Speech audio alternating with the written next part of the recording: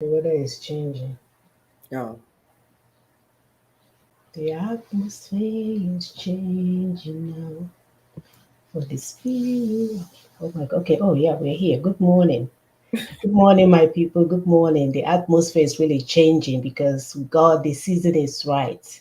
Mm-hmm. It's working for us. Things are happening in the spiritual realm that you cannot begin to appreciate. But I feel it even with the leaves blowing and the trees going back and forth and everything else. I can see the mightiness of God, and it gives me courage to continue to do what we do now. And there is no going back. As mothers, we are here to ensure that our future generation live this life better than American. Like I know a joke, better than American life, because this one here is still a little bit twisted. There's some things going on in the background that you will not appreciate. We want heaven on earth for our people. That heaven, because they have given us the hell all our lives. We want that heaven to come down and meet our people, and that we shall get. So, good morning. Thank you for joining us. Today is December the 11th, 2021. We are almost a few days before Christmas celebration. Wow. Wow. God is good. Who would have thought? So we thank God for all our lives, for keeping us till this date, right? Because we hear all kinds of horrific news, especially in that failed state called Nigeria. So we are definitely grateful to be here today. My name is Munachin Saga, and I'll allow my sister to introduce herself. Thank you, my sister. Thank you, viewers. And my name is Dr. Epi Okube. We appreciate your coming here. Please like, share. For those on YouTube, subscribe. Um, Hit the bell so that when we drop any video, it will alert you. And then your highlight, the good will mark double blue if you have shared. So please keep sharing. You're part of this team. It's a teamwork.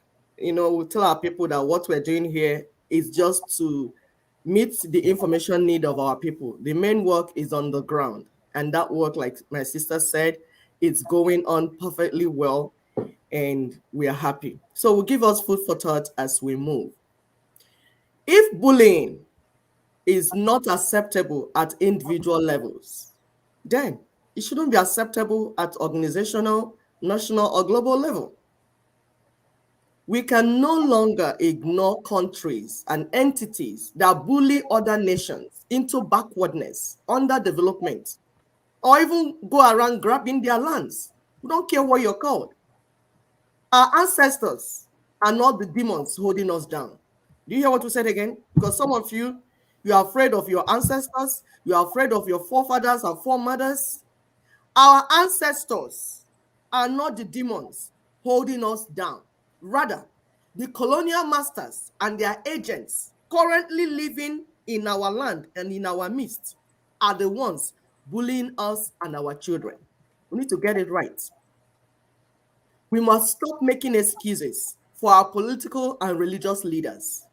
It is time to hold them accountable at all levels. Take more videos, take pictures of their evilness. You see, they are fewer in number. We can win this war. We are more. So take their pictures, expose them. If you see something, say and share something. Thank you very much. Yep. If you see something, say and share and say something, because if not, the devil and his cohorts will continue to do hideous crimes that you can never imagine. The only thing that can show them out there is for people, because it used to be, if you think about it, a long time ago, it was one group of people doing the media reporting, so they only report what they wanted to report. They can even lie against 5 billion people that are being starved and killed. They can say, oh, nothing is happening. They're just dancing in the farmers and headers. What is they call it? Farmers and headers clash. They are just clashing Mhm. as if they're the only one that can report. Thank God for YouTube and Facebook and all the social media platforms. The Yes. truth is out there. We are seeing who they are for what they are. We are no longer going to believe, unless if you want to, because some of you are already hooked on Mkpuru. So Mm. nothing is making sense. But for those of us that are only drinking water, that still have our senses, we know what they're doing and we see them. and we're going to respond appropriately. Yep. So the question is that, are you game? Are you with us? Do Mm-hmm. you understand what you're saying? Do you understand where we're going? Do you understand what we need to get to our final destination? Just like our topic said, demolishing the old order to establish a new one. We have to change this thing around. We have to change it. We have what it takes to turn this around. There's a game changer here on the table. You just have to understand your role in it so that we can move. It's no longer okay for you to sit around and be victimized and cry and feel defeated when there are options on the table to turn this around. And when you take your destiny back into your hands, nobody will take it back from you because you know how hard you fought for it. So we know in our culture or in any culture that is a common sense that no one pours new wine into an old wine skin. Otherwise, what will happen? It will expand and burst, and you will lose your wine. So we don't want that to happen, right? So what do we need to do? We need to make sure that the new wine must be put into the new wine skin for both the skin and the wine to be preserved and safe. We know how hard it is to climb up there and get that wine down, right? At least in our culture. So it's not something that you want to mess with. We also know that no one should be putting a new piece of cloth to patch old cloths because we know what will happen again. It will get bigger and bigger and bigger. However, that is what our people love to do. We, the indigenous people trapped in that confirmed hell called Nigeria, we have been patching that failed state for decades and getting a dismal report or result. The hole that we are patching kept bigger right in front of us. The funny aspect is that our so-called ancestors that some of us, castigate, that didn't attend their Western education, they knew this truth. And yet, with all our degrees, with all our endeavors, with all our so-called exposures, we don't know what we're doing. We know that the foundation of Nigeria is built upon false and fraudulent constitution and everything else. But we continue to patch. In our language, we say patch work, when we could get new material, new design, and get the desirable outcome that we are all hoping and wishing for. There's no need to fake it anymore. It's not working. Your fakeness is not working. You pretending like it's not there is not working. We know that the old order is ruined.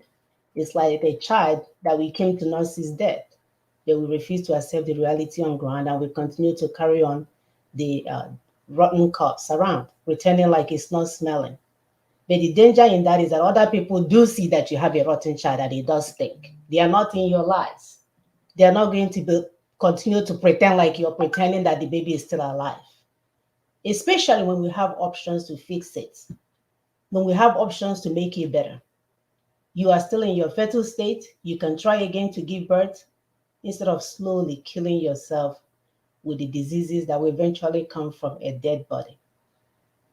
Our so-called leaders are parading around, speaking English, and they're unable to deliver. We know them. If you see them on the channel news, my God, they speak better than the most educated American. They can give it all to you. At the end of the day, they are not able to even save themselves. Come on, talk less of saving you. Some of them are clamoring for election, saying that they will kneel down to get Igbo presidency, when we know that our collective destinies have been hijacked by the few unintelligent bandits, because that's what they are, all of them.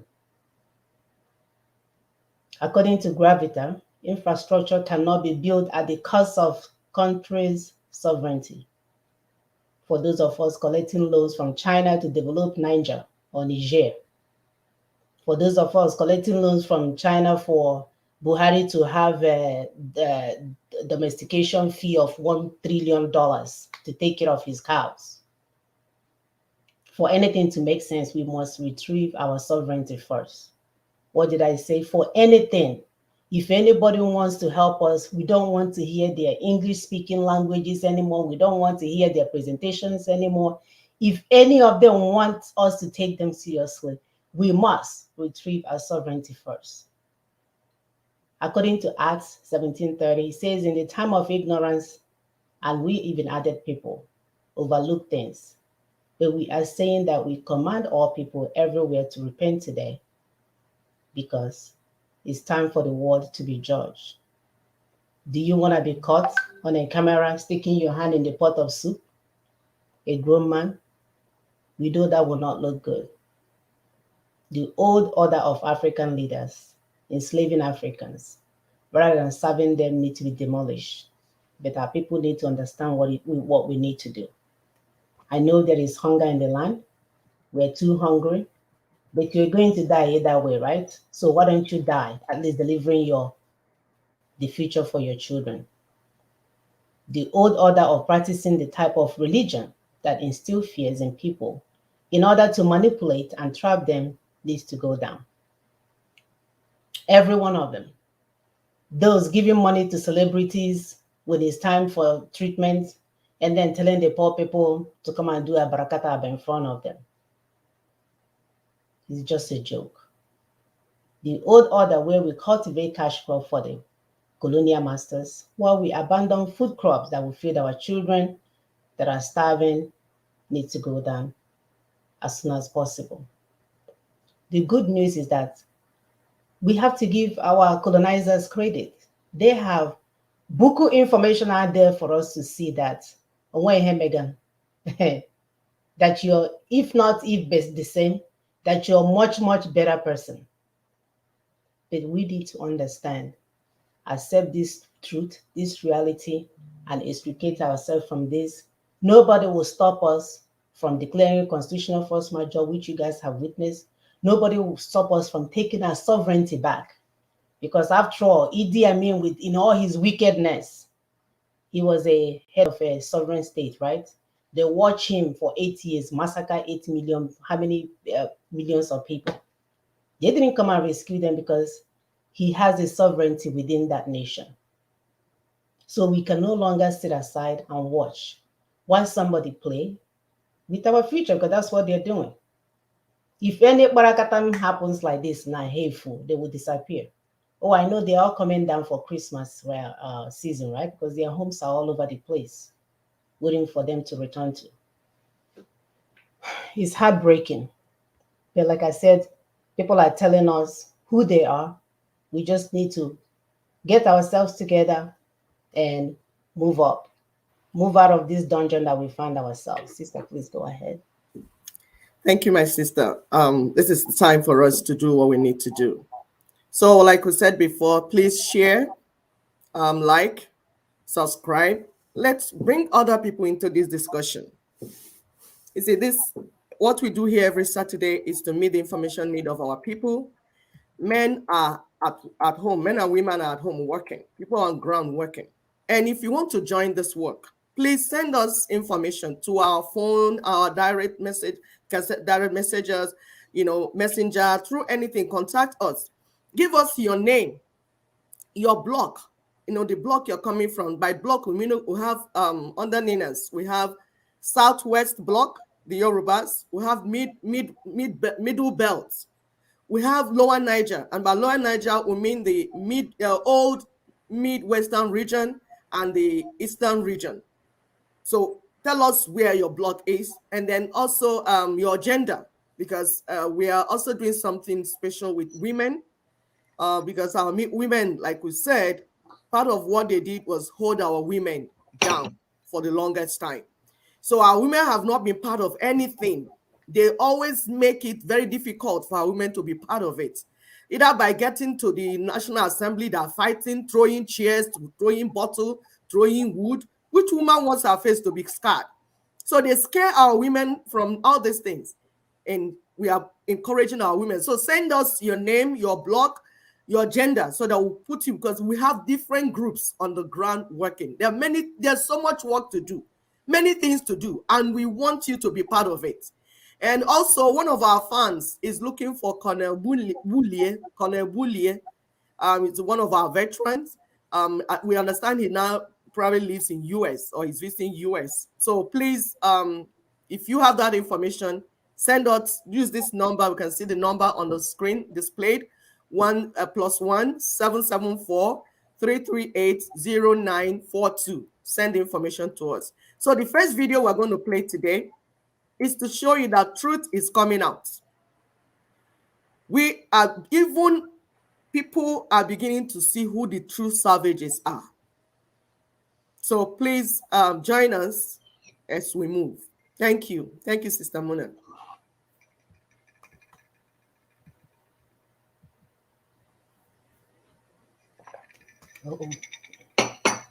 Let's see. Is it from the beginning? I don't even know where it is. Can we start from the beginning so that I think it should be the beginning, and then we'll stop at maybe 4:45.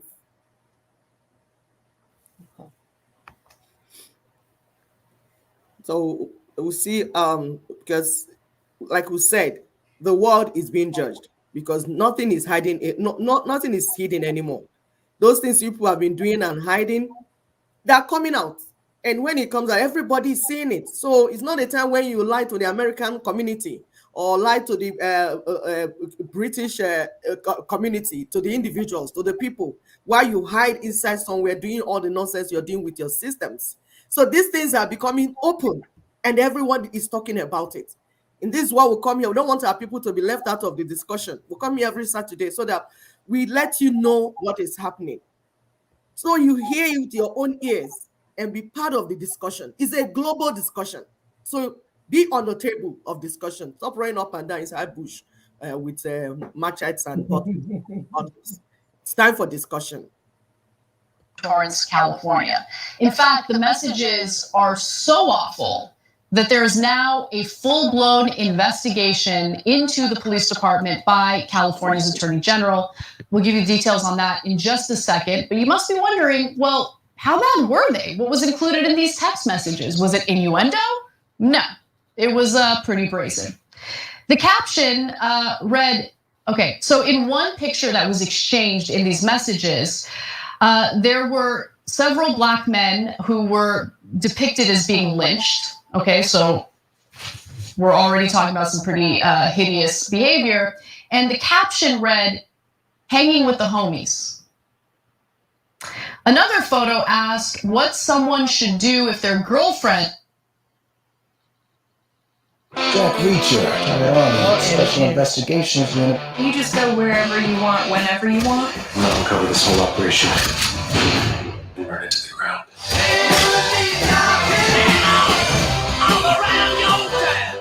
Was having an affair with a Black man? The answer, according to the caption, was to break a taillight on his car so the police will stop him and shoot him.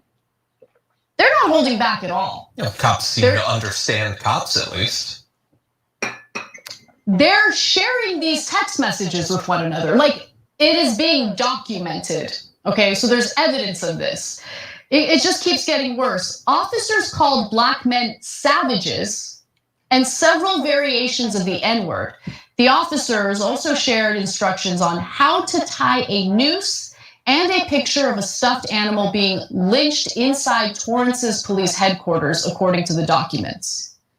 You know, the word savages reminded me of a pretty epic rant that Cenk went on fairly recently on the show. And I want to reshare that rant with you because it's important to remind people who the real savages are. When they attack Black people after they've been murdered, when they did absolutely nothing wrong, you're pushing us to the limit. And what do I mean by that? You're asking us to talk about history, the history of the South. This is in Georgia. What happened in Georgia? There were savages in Georgia. It was the ancestors of the white right-wingers. They were absolute savages. They murdered people, they lynched people, they raped people, they enslaved people. They took babies from their mothers and sold them as property. You want to talk about savages?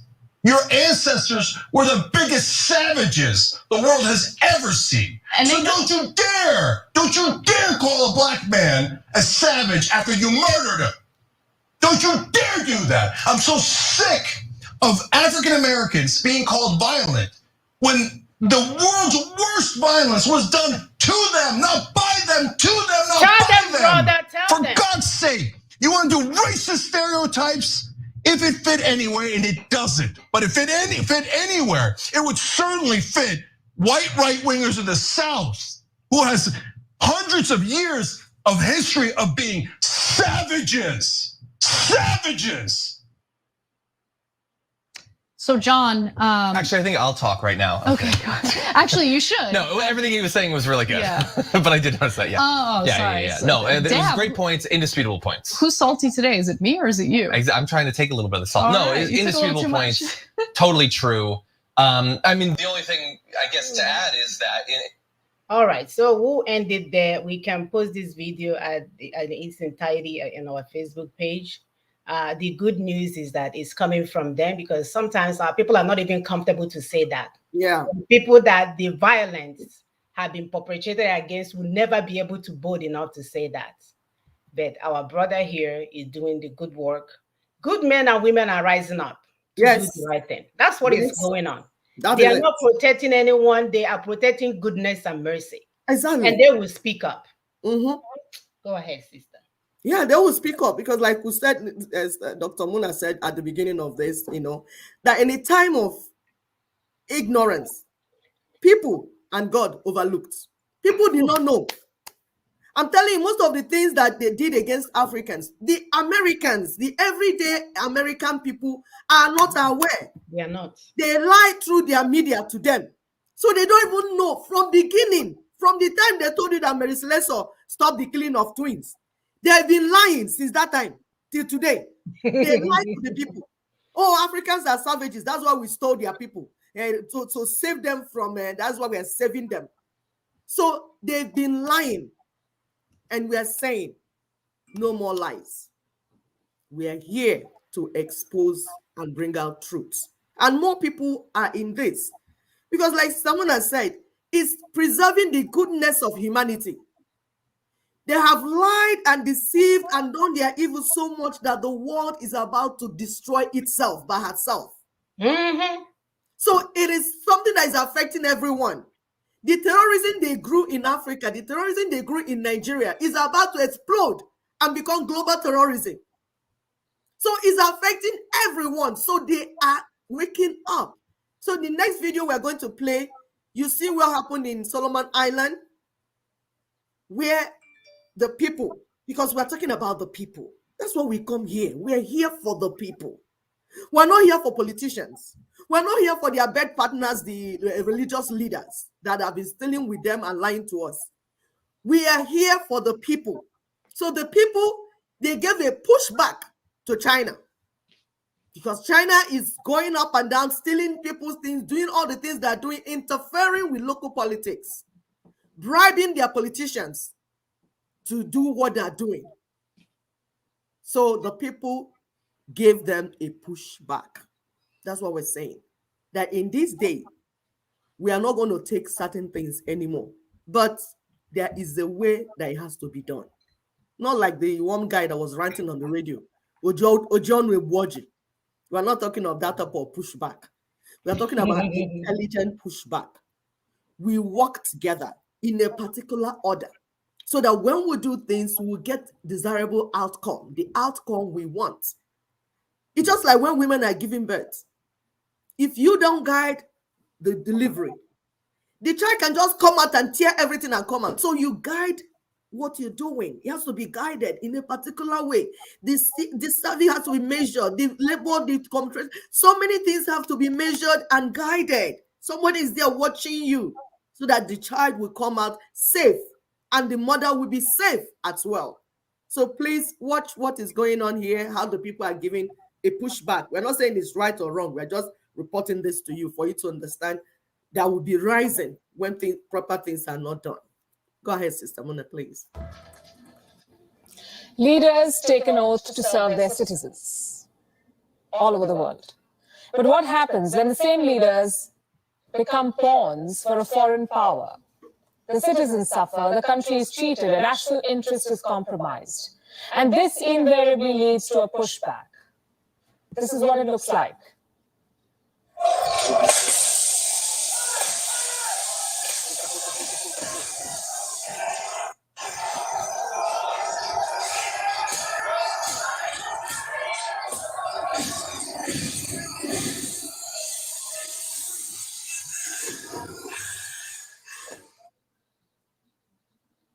This is the capital of the Solomon Islands, Honiara. 3 days ago, anti-government protests erupted here. These are violent protests, as you can see. A building next to the parliament was set on fire. Police station was torched. Shops were looted. Within hours, the city turned into a war zone. Now, for those of you who are wondering why this small island nation is our cover story tonight, I will explain. These riots in the Solomon Islands did not erupt due to domestic factors. They happened because of China, because of Beijing's growing influence/interference. Chinese cash is said to have triggered these riots, and I'm not talking about Chinese investments here, I'm talking about Chinese bribes. The money China reportedly paid to buy influence in the Solomon Islands. Influence for what? To get this country to dump Taiwan. The Solomon Islands broke diplomatic ties with Taiwan and switched allegiances to China. This one move has divided the country. Why should you care? Because the next country on this list could be yours. China has reportedly bribed politicians to dictate government policy. Today, it is the Solomon Islands. Tomorrow, it could be any other country. On Gravitas tonight, we'll tell you how China's bribes led to a riot and how this move has backfired for Beijing. Let's begin with what's happening in the Solomon Islands. No new incidents of violence or arson have been reported today, but there's an uneasy calm on the streets. Public anger is simmering, and the fury is directed at one man. Manasseh Sogavare, the Prime Minister of the Solomon Islands. He's the man who made the switch happen, the switch from Taiwan to China. For the protesters, he is enemy number one right now. They targeted Sogavare's compound. They could not get to his residence, so they decided to go after a building that the Prime Minister owns. It was set on fire. That is the extent of the public anger. These images tell the story. Sogavare is facing the wrath of his citizens, and it's not just because of his China policy. The list of complaints is rather long, we're told. Lack of government services and accountability, corruption, the influx of foreign workers, all of this has led to this anger. The Prime Minister is on the back foot. The protesters want him to step down. He says he won't. He blames the classic foreign hand. He says the protesters have been influenced by foreign powers. Here is a quote. This is what he says. External pressures were a very big influence. I don't want to name names. We'll leave it there. I'm not going to bow down to anyone. We are intact. The government is intact, and we are going to defend democracy. Prime Minister Sogavare is right. There is foreign meddling in the Solomon Islands, but it's not the protesters who are being influenced. It is the politicians. The Solomon Islands established diplomatic ties with Beijing in the year 2019. When the switch happened from Taipei to Beijing, Taiwan's Ministry of Foreign Affairs made a revelation. It said that China was bribing politicians in the Solomon Islands to abandon Taipei. And that claim was confirmed by a politician himself in this country. A provincial leader spoke out in 2019. His name is Daniel Suidani. He is the premier of Maliata. This province is at the forefront of the protests that are happening right now. Citizens from Maliata marched to the capital, Honiara, to protest. 2 years back, China tried to buy some influence there too, in the province. Suidani says that he was approached by someone from the Chinese government. He was offered cash. He refused the money, also refused to vote in favor of dumping Taiwan. 2 years later, he was made to pay for that decision. This lawmaker apparently needed funds for a brain surgery. An appeal was made to Prime Minister Sogavare. The request was turned down. Allow me to quote what Suidani has said. What happened in terms of the switch is not clear, but there is something going on between China and the Solomons that makes them switch without consulting with the people of the nation. Something was indeed fishy then. 2 years later, the picture has become clearer. Despite massive public opposition, Beijing is unrelenting in its support for Prime Minister Sogavare. Listen to this. China pays close attention to the current developments in the Solomon Islands and condemns the violent acts that have caused serious damage and property losses. China supports Solomon government's efforts to stop violence and chaos. We believe that under the leadership of Prime Minister Sogavare, the Solomon government can restore order and stabilize the internal situation as soon as possible. China is taking all necessary measures to safeguard the safety and legitimate rights and interests of Chinese citizens and institutions in the Solomon Islands. 中国公民和机构安全和合法权益。 So in 2 days, Beijing has released 2 statements supporting the Prime Minister. But this situation is out of its control. Chinese citizens and businesses are under attack in the Solomon Islands. More than 100 shops owned by the Chinese have been destroyed. According to the Global Times, some shop owners are quote-unquote hiding in the hills. The Chinese embassy asks its nationals to not go out. China has offered support to Prime Minister Sogavare, but taking help from Beijing would be a suicidal move at this point. So he's turned to Australia. In 2017, Australia and the Solomon Islands signed a bilateral treaty. It allows rapid deployment of Australian police and defense personnel to the islands if there is an emergency.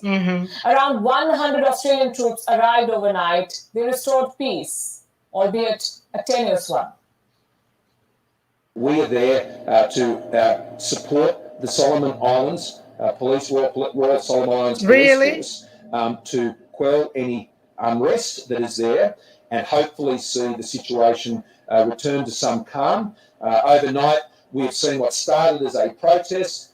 We have seen some more indiscriminate looting and things of that nature, which is a more general civil unrest. And do you guys see what is going on here, right? So you see corruption going on in a country. You didn't show up to stop the corruption that will affect millions of people in the island. But when people are protesting because their right has been trampled upon, you have to now come and police. Unbelievable. Unbelievable, my sister. This is what they always do. We say it now all the time. It's the same thing they did in Nigeria, in Sudan, in Gambia, in any country. That's their modus operandi. It is. So check it. That's what they do. They will not come when the people are dying. All the evil they're doing, when it's going on, they will not come. But they will only come when the people are not giving a pushback. As they will come. Are we finishing this video? Yes. Okay. So we want to look at Singapore. Because our people have been like, oh, we are so defeated. We can't do this. We have to do that. And like we keep telling you, what is happening in your land is not new. It has happened in other people's lands. All we can do is to learn from them. Like Samuna will always say, copy and paste. It's not that difficult. Go and see what they did to them and see how they rose from the bondage of Britain. Singapore is a good example. You are seeing that you people are traveling to Singapore, you're seeing everything happening there, but you did not know what it was. It was worse than our place. In terms of culture, in terms of so many things, in terms of lack, they didn't even have resources. Nothing. They rose from the ashes. And today, see what they have. So this is their president that helped them to do that job. We are bringing the work for you. We're going to be playing. It's a long video. So please be patient with us. But we'll break it from time to time and interject so that you will hear. It's not that we cannot tell you the story, but we want you to hear from the horse's mouth, as they will say. Hear from them. So it's not he say, she say. You don't need this thing that you're running up and down inside bush with pieces of metals. Looking for, say, we are about to send missile. I wonder who you're sending missile with your pieces of metal that you brought and painted red, blue, black, green. Please stop this. This is 21st century. We need more brain. And that's why we're calling our women to wake up. In the time past, women could not participate because it's boost gas. But today, by the grace of God, it has been brought to the table of negotiations, dialogue, brain work. So you don't need all this intimidation and trying to scare people, cutting people's head and putting on the table. You are not a salvage. You're not, that's not who we are. That's not who we are. Do not become what you're trying to correct. We are people that talk. That's why in Igbo culture, for instance, we have a lot of proverbs. These are coded words. When we give you one proverb, you can go home with it. That proverb is enough. It's like 2 pages of essay. Because when you think about it and the implications of the proverb that your father or your mother gave you, you will get all the solution, all the answers that you are looking for will be inside it. This is who we are. We talk, we negotiate. This is who we are. We don't go around running up and down inside bush looking for whose head to cut. We are not like that. Please stop. So listen to this. We will come in from time to time. Thank you, Sister Mona. Thank you, our viewers. Thank you. Is a very fitting person to be the first Collins family lecturer. When he became Prime Minister of Singapore, it was a relatively poor place. There was some danger of ethnic turmoil. Indeed, there had been riots. Today, it is a rich and prosperous country. And if the rest of the world could accomplish what Singapore has accomplished, the world would be a better and more prosperous place. Lee Kuan Yew started his education at Raffles College in Singapore, and then went on to Cambridge University, and then to the Middle Temple, became a barrister at law, returning to Singapore in 1950, practicing law. In 1954, he became Secretary General of the People's Action Party, and in 1956 to 58, he negotiated Singaporean independence with the British. In 1959, he was sworn in as Prime Minister of Singapore. During his time as Prime Minister, he built the finest infrastructure, airport, ports, roads, and communications network in the region. He established a public housing system based on a Provident Fund savings pool that has given every Singaporean citizen a tangible stake in the system. And he has developed one of Asia's best health and education systems. In 1990, he stepped down as Prime Minister and became a senior minister in the government.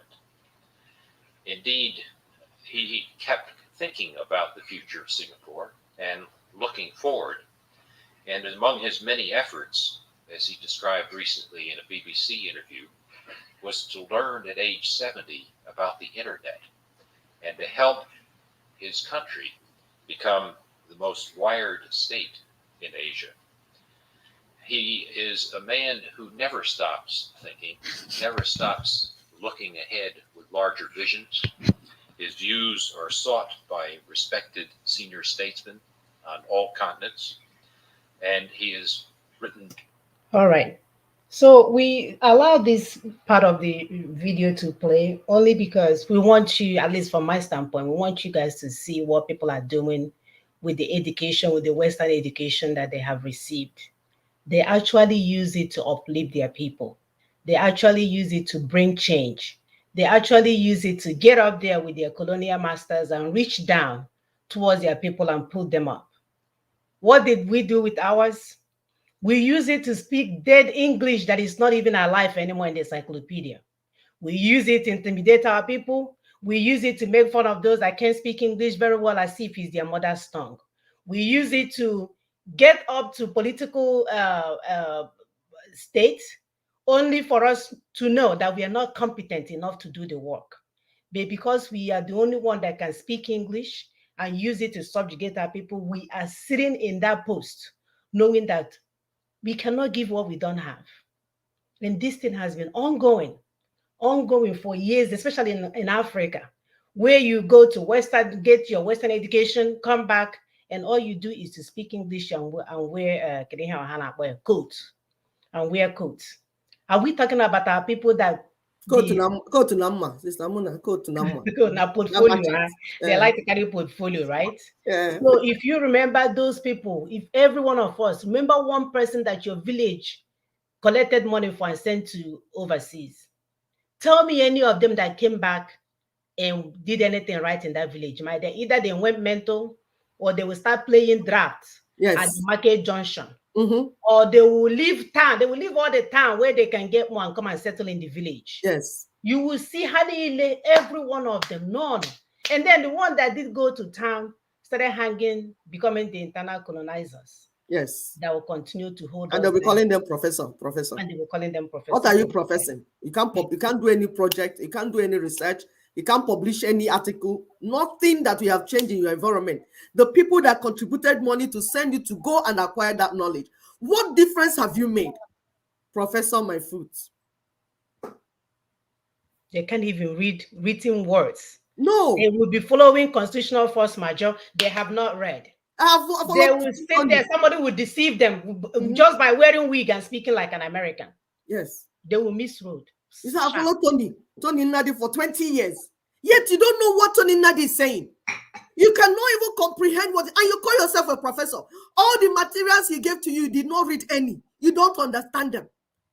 Yet you're telling our people that have been following Tony Nnadi for 20 years. You don't know what he stands for. You don't know what he's pushing for. You don't know all the things he's doing. The simple document he gave you have not read. And you call yourself a professor.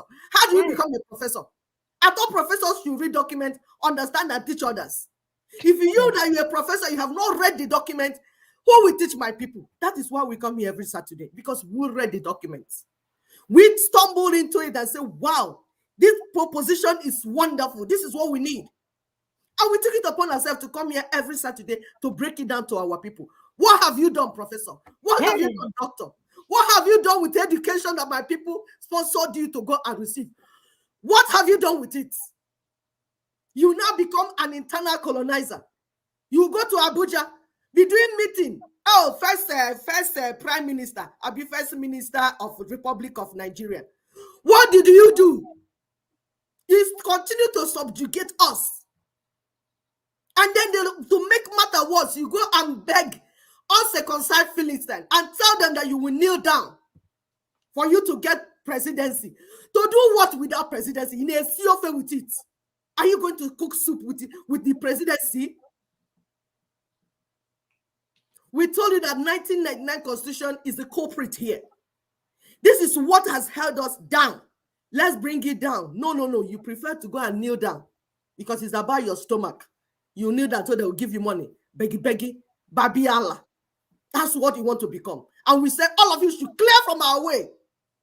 We are here to do the needful to get freedom for our people. As if matter is not bad enough. Some people that say they are doing Biafra, they now want to go and form APC political party. We've told you people, stop all these lies and manipulations. We are smarter than you. Yes, we are. Before you fly, we know where you're going to land. We're already seeing you. We've warned you severally. You were with Eperima, Ojono Eboji. We continue to shout here. You came out.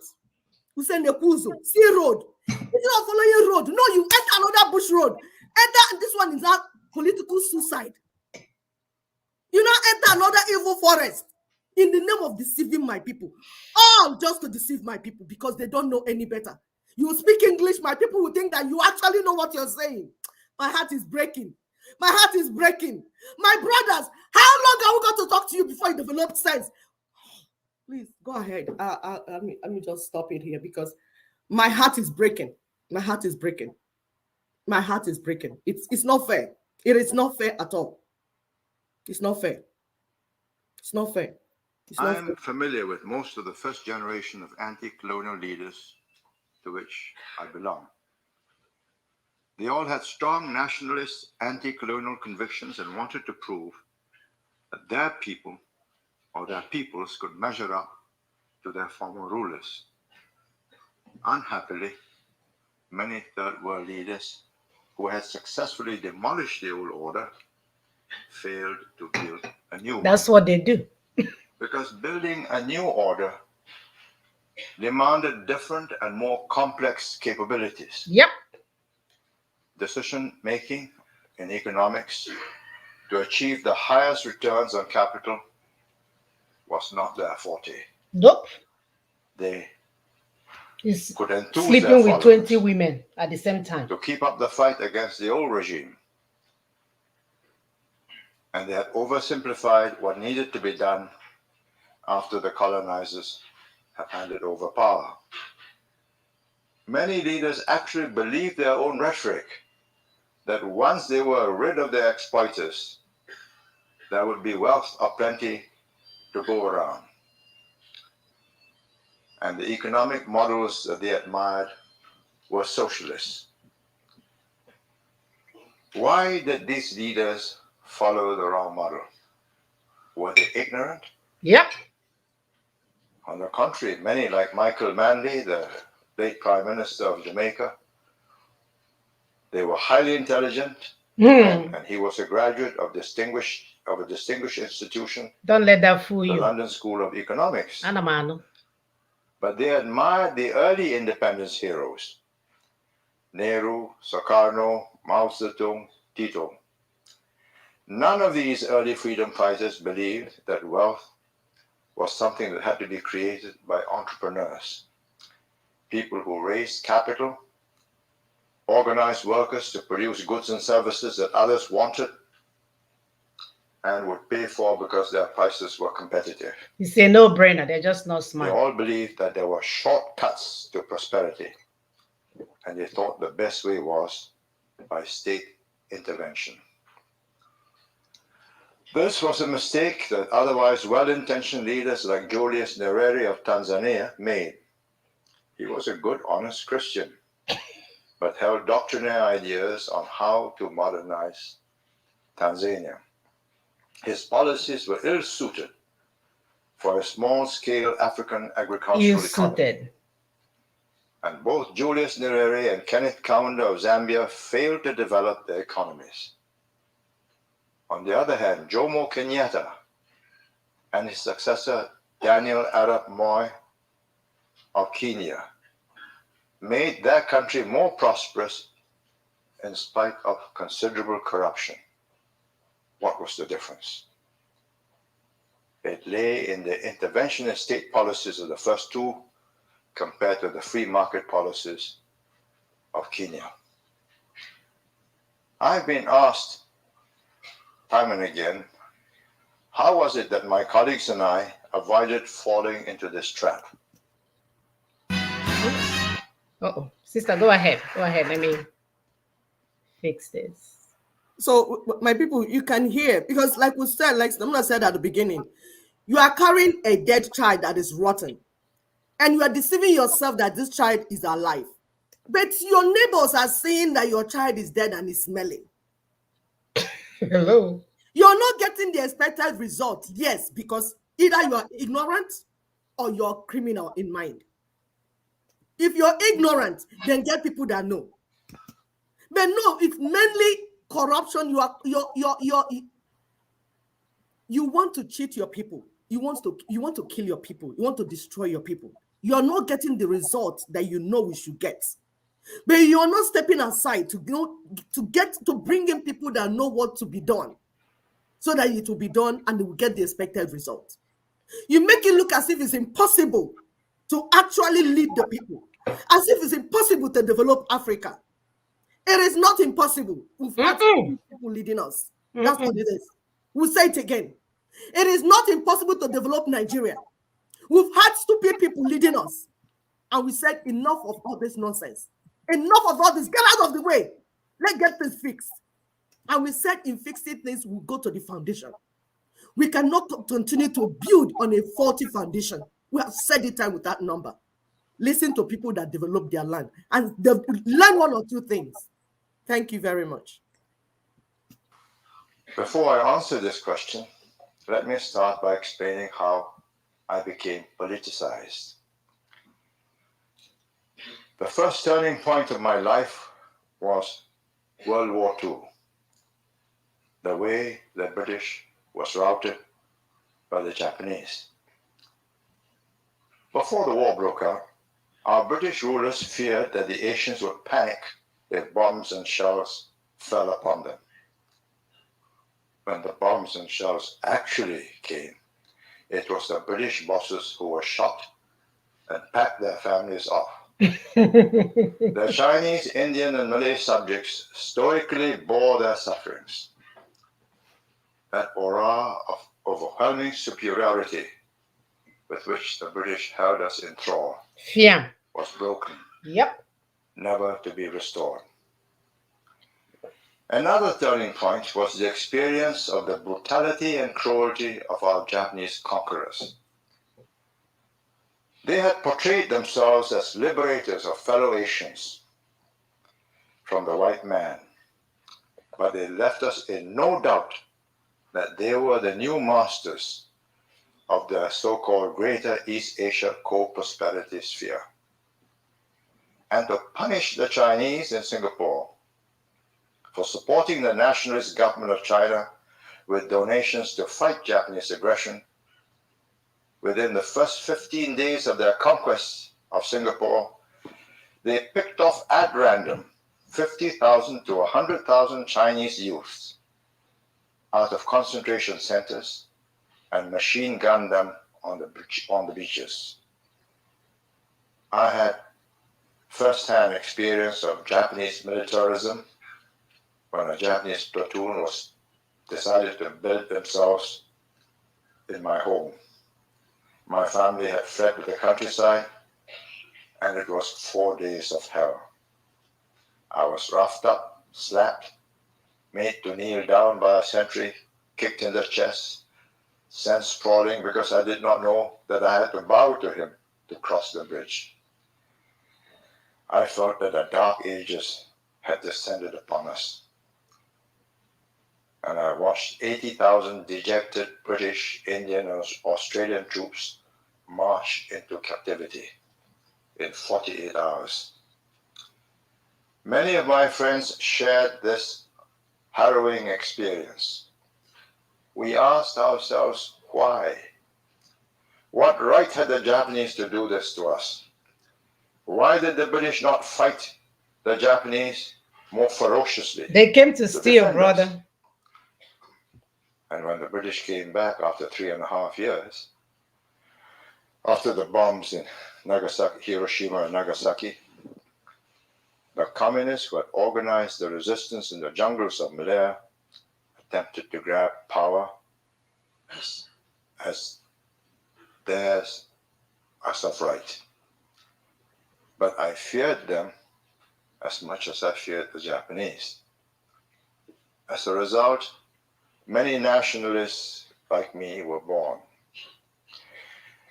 After the war, my contemporaries and I gathered in London. We were studying in various universities in England, and there was ferment in the air. India had got its independence in 1947. So had Pakistan, Burma, Ceylon. Why not Malaya, which then included Singapore? The British cut off Singapore from Malaya as they prepared to give independence to the Malays in Malaya. They wanted to keep Singapore as one link in a chain of naval bases from Portsmouth to Gibraltar, to Suez, to Aden, to Singapore, to Sydney. But after the British lost Suez in 1956, they agreed to let us rejoin Malaya. By then it was too late. The Malay majority was not prepared to treat the Chinese, Indian, and other ethnic groups as equal citizens when they became as numerous as the Malays.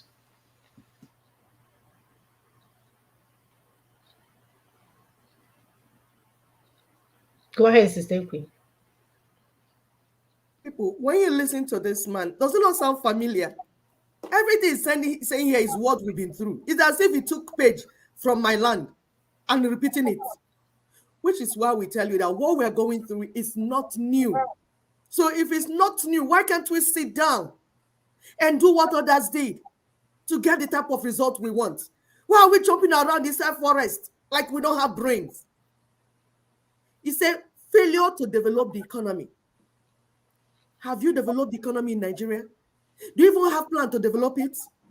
There's no plan. So you don't expect to get development.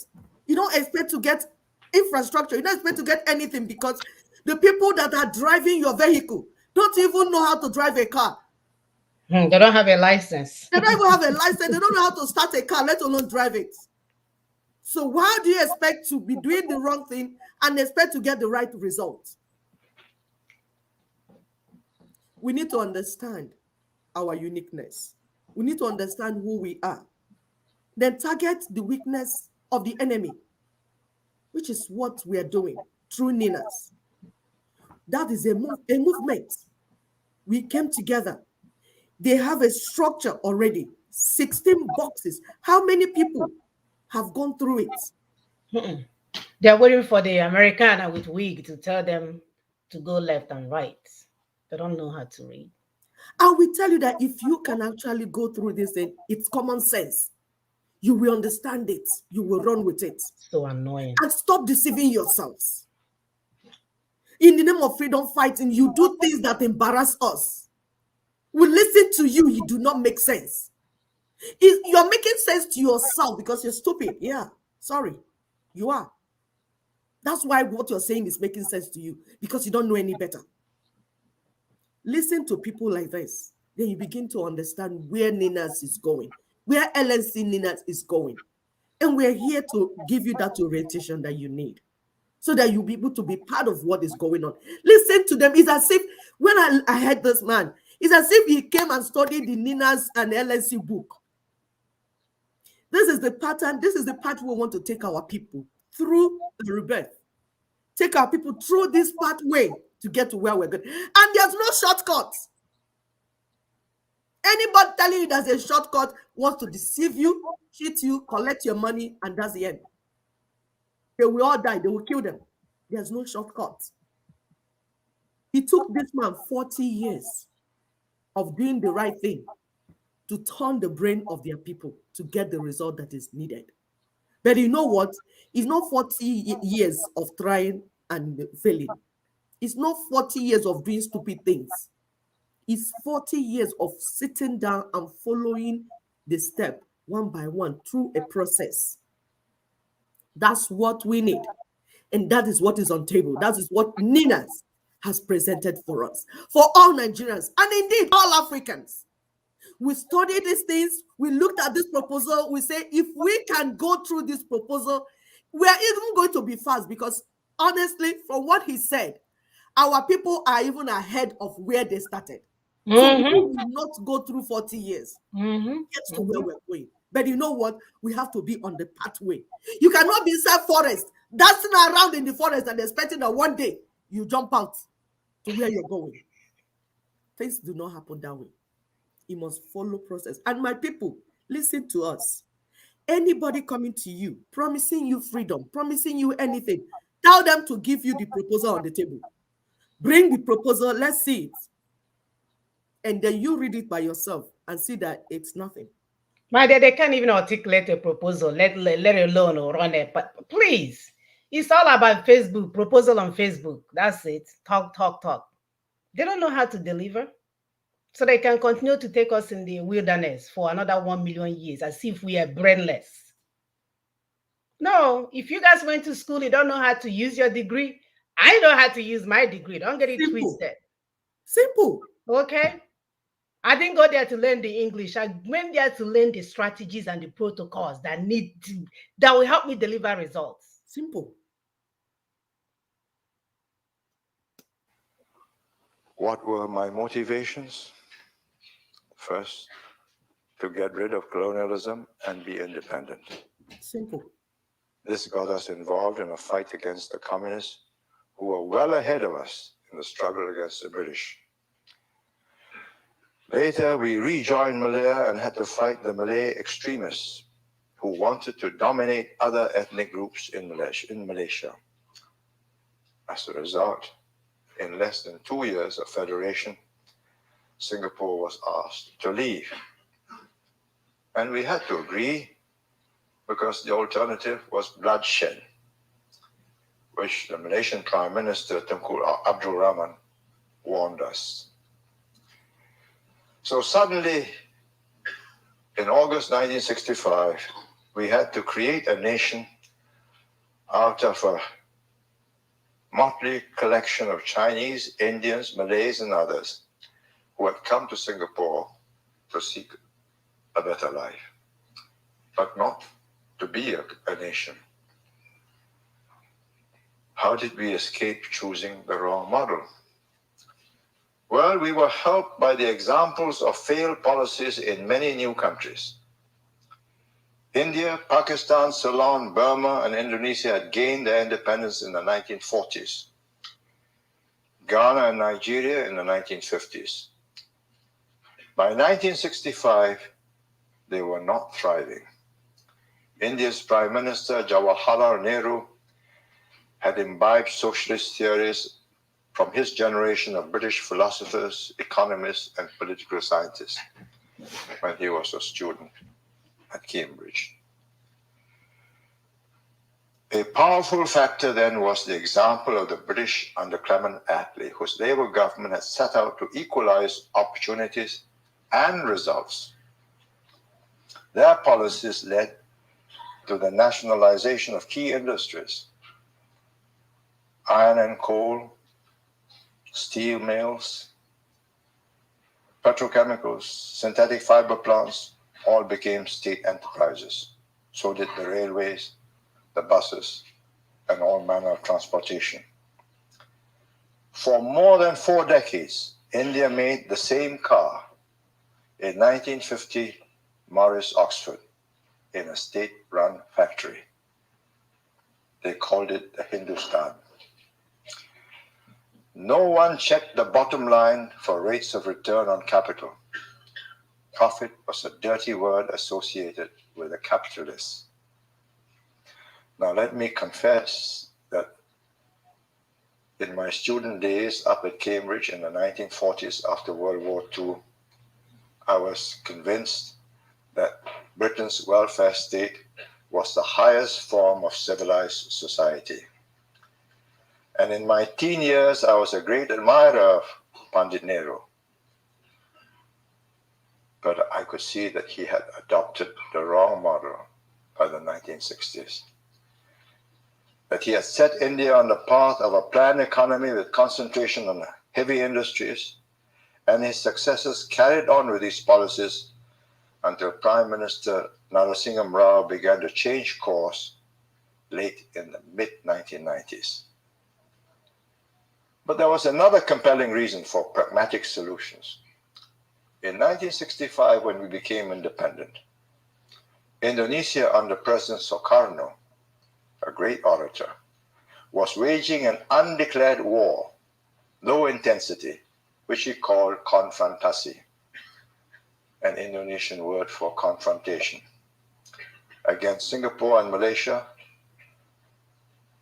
And in Malaysia, the Tunku, the Prime Minister, wanted to bypass Singapore as Malaysia's commercial outlet. We could not afford to risk our future on theories. We had a daunting task to create a new economy, not one so dependent on entrepôt trade with our neighbors. And independence brought worries for our future, not euphoria. We were no longer the commercial, administrative, or military center of the British Empire and Southeast Asia. The British were departing.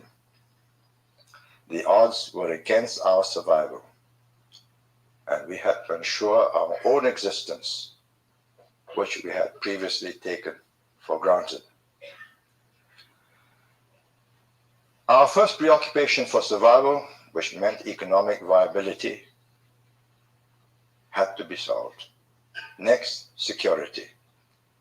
I cast around for solutions.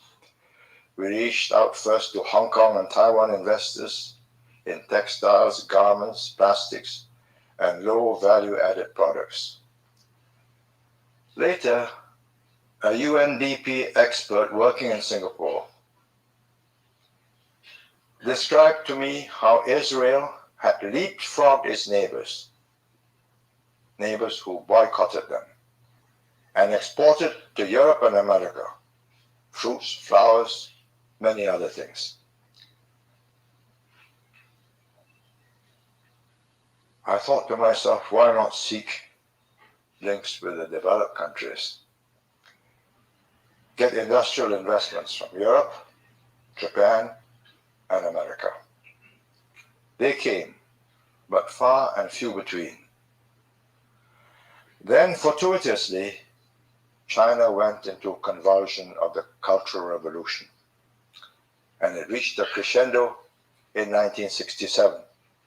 So computer companies like Texas Instruments, Hewlett-Packard, National Semiconductors, they passed over Taiwan and Hong Kong, and we attracted them to Singapore.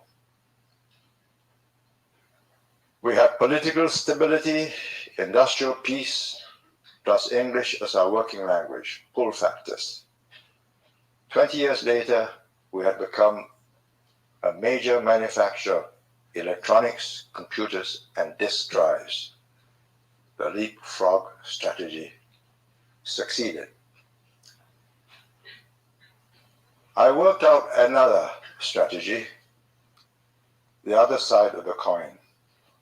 That was to create or to turn Singapore, a third world island, into a first world oasis in a third world region, so that entrepreneurs and their families from the first world would base themselves in Singapore whilst they explored the region. So we established up-to-date facilities in communications and transportation, airport, container port, state-of-the-art telecoms and security, personal and public security, health standards to approximate first world, and a living environment equal to the first world. Later, we improved our cultural facilities, museums, symphony orchestras, visiting artists. The hardware part was easy. Getting people to change their habits to match first world infrastructure that they now had, that was difficult, slow and painful. Mm-hmm. We made progress, a series of campaigns involving the whole population. Yep. More courtesy, stop spitting, keep public lavatories clean, not a minor item if you want a tourist trade to prosper. And no chewing gum if you don't want your train doors not to close. And no litter. And no pickpockets. One rewarding decision was to green up the island with trees, palms, shrubs, creepers, flowers, to make Singapore different. We had rain all year round, sunshine. All we needed to do was to plant them and trim them. And we involved the whole population in planting and caring for them. And we made progress. And slowly our people are now acting more like a first world civic society, although there's a long way to go. They still have their telephones buzzing in concerts.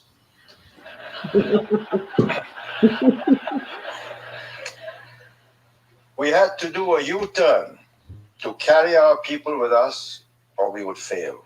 You have to. In place of constant strife and agitation, we had to convince workers and their union leaders that unless we had industrial peace and worker cooperation with management to improve productivity, we would be overwhelmed by our unemployment. The history of Singapore after independence was one hard, long slog to make ourselves relevant and useful to the world, to add value to both foreign investments that we sought and those that we ourselves made with our savings. Our next major task was to establish security, which had to be based on social cohesion of our many races, religions, languages, and cultures. All successor governments of colonial regimes have inherited this problem, of multi-tribal, multilingual, multi-religious, multicultural. That's what they do. Shikota people on. How to achieve it?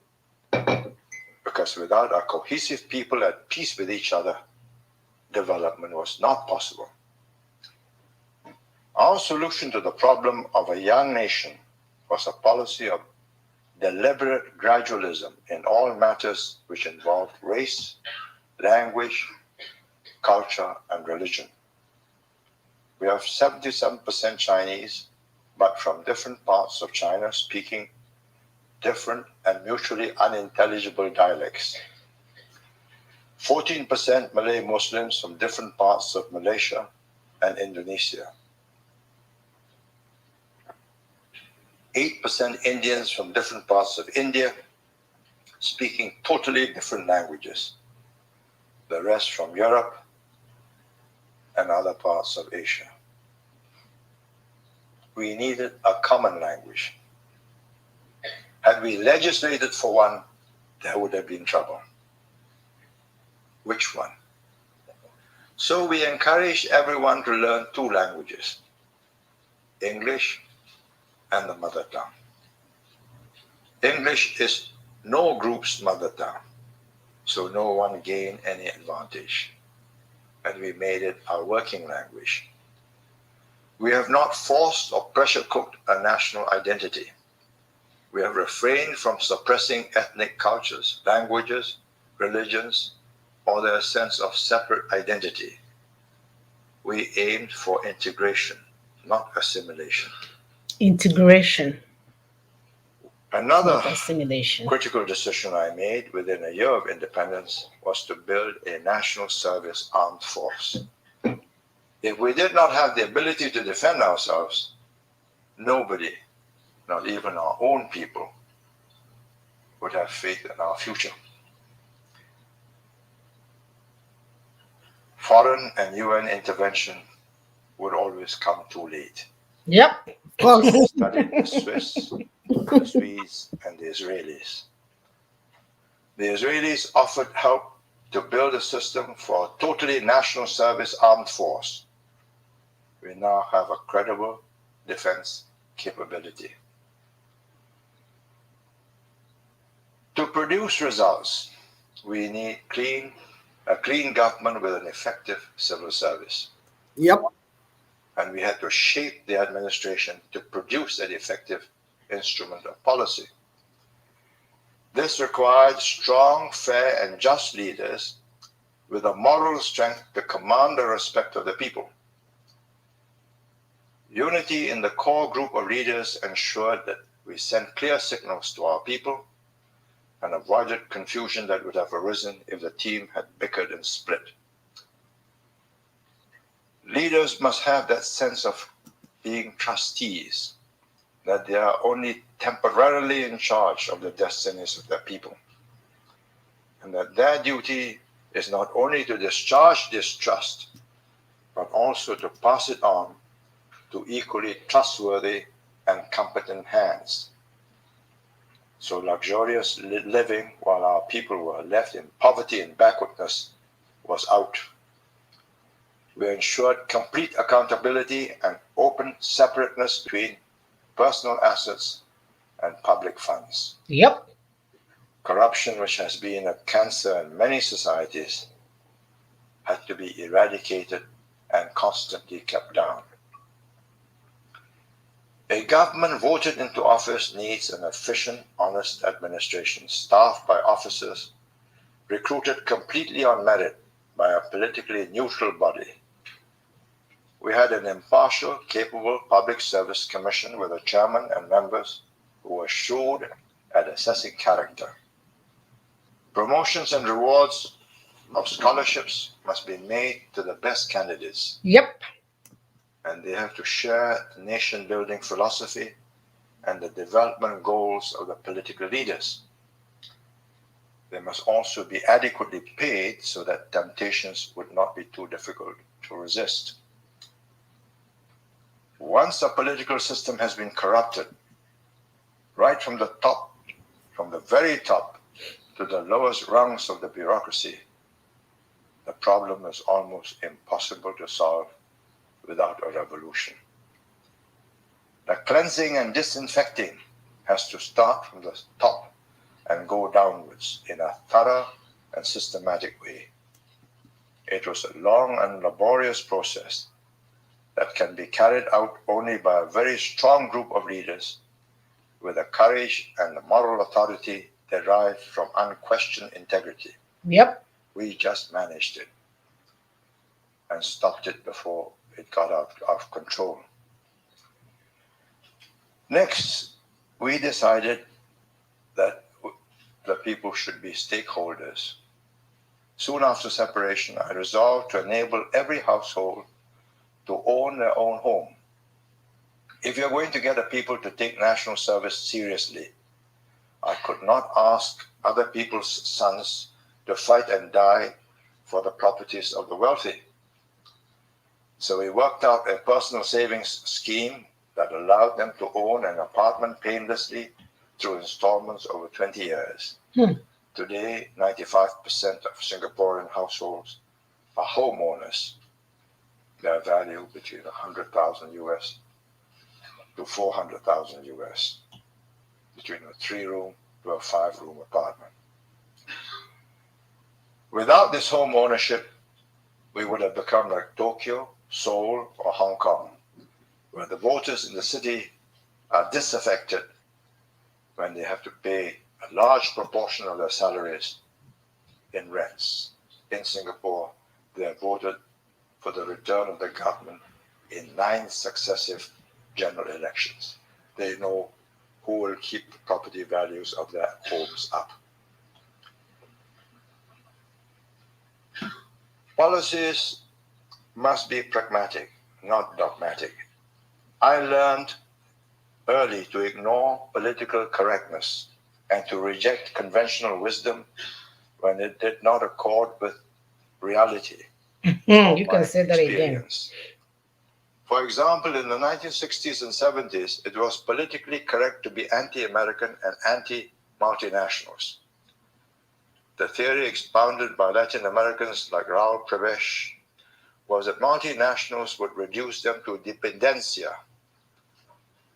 We did not accept this. And we assiduously courted the MNCs. They had the capital, the technology, the know-how, and the markets. We decided it was the fastest way of learning on the job, working for them and with them. Now, I believe it would be equally mistaken to follow mindlessly the current politically correct and stridently advocated view that democracy is the precondition for economic development. I know it's a heresy in Harvard, Cambridge. Did you hear that? He said it's a heresy of how Harvard became rich. Yes. Talking in front of Harvard now. I'm telling you, right in front of them, telling them we know the games you've been playing. What else? What boldness are you talking about? Are we passing here? Yes. My people, we asked the question, why is it that 60 years after Nigeria gained independence, we have not even begun? 40 years after Singapore gained independence, they could see where they are. It will not take you more than 60. See, if we put the right thing in place, it won't take us more than 6 months to know we're on the right path. This trial and error is all because people don't know what to do and they're criminals and all they want to do is steal. Look at the man's motivation. His motivation is not the same thing with our own. To get rid of colonialism and get true independence for our people. So why can't we learn from people's mistakes, learn what they have done, and begin to do the same thing? He spoke about stability and good governance. Is that not what we're looking for? But he said you cannot have it except you have economic viability, except you have security. That we ensure the safety of lives and properties. There's no problem in this world that does not have solution. I'm telling you people. My people said it in their idiom. that there's no problem in this world. So, but if you're not putting the right solution to your problem, you will never get it solved.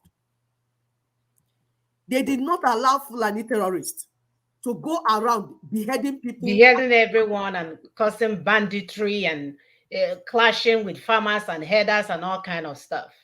And our educated professionals are there singing songs for them on channel news. Covering their eyes as if they did not see what is happening. They knew what their problems were and they started solving them one after the other, not deceiving themselves. They recognized they had many races, many religion, culture, languages. They had all that.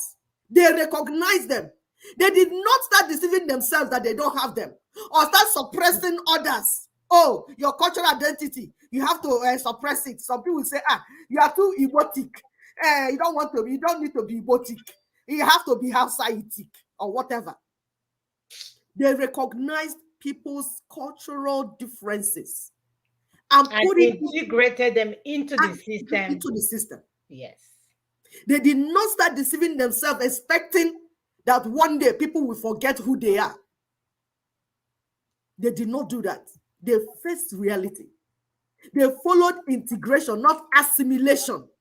Not telling me to forget I'm an Igbo woman. I will never forget it. That is who I am. That's my DNA. Security meant ability to them, ability to defend themselves from all external aggressors and intruders. Not president's cousin. You have the cousin of your president running around, killing your people and beheading them. And you say you're talking about security? They were ready to eradicate corruption. But how can you eradicate corruption when the constitution that you are trying to build on is the corruption itself? Is the corruption itself. The constitution was not made by the people, it was imposed on the people. And the aim of the constitution was to steal the people's lands, their resources, and their waterways. Keep the people in perpetual poverty. And they begin to ask, why are criminals? Why do we have criminals everywhere? Oh, these people are criminals. But the people, you kept them in perpetual poverty. No job, no infrastructure, nothing. What do you expect? You heard what he said. He said, once a system is corrupted from the root, he said, the only solution that will deliver such a people is revolution. Let's stop deceiving our people. Let's stop deceiving ourselves. You don't know, you don't know. Buhari, you don't know. Buhari, can you step aside and embrace the Nina's proposal that is on the table? All this running around will not help you. Where we are now is only revolution that will help us. Yep. No amount of politician, whatever campaign that you are doing will deliver you, because the more you patch, the more it will be leaking.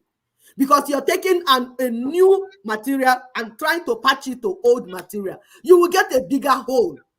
People will say, Anna patch or no leak. Nigeria is Anna patch or no leak because you are not doing the right thing. Listen to Ninas. Listen to Ninas. Go and study. It will be good for everyone. Hausas, Igbos, Yorubas, Efik, Ijo. Everyone is taken care of by that proposal. Go ahead, Sister Mona, please.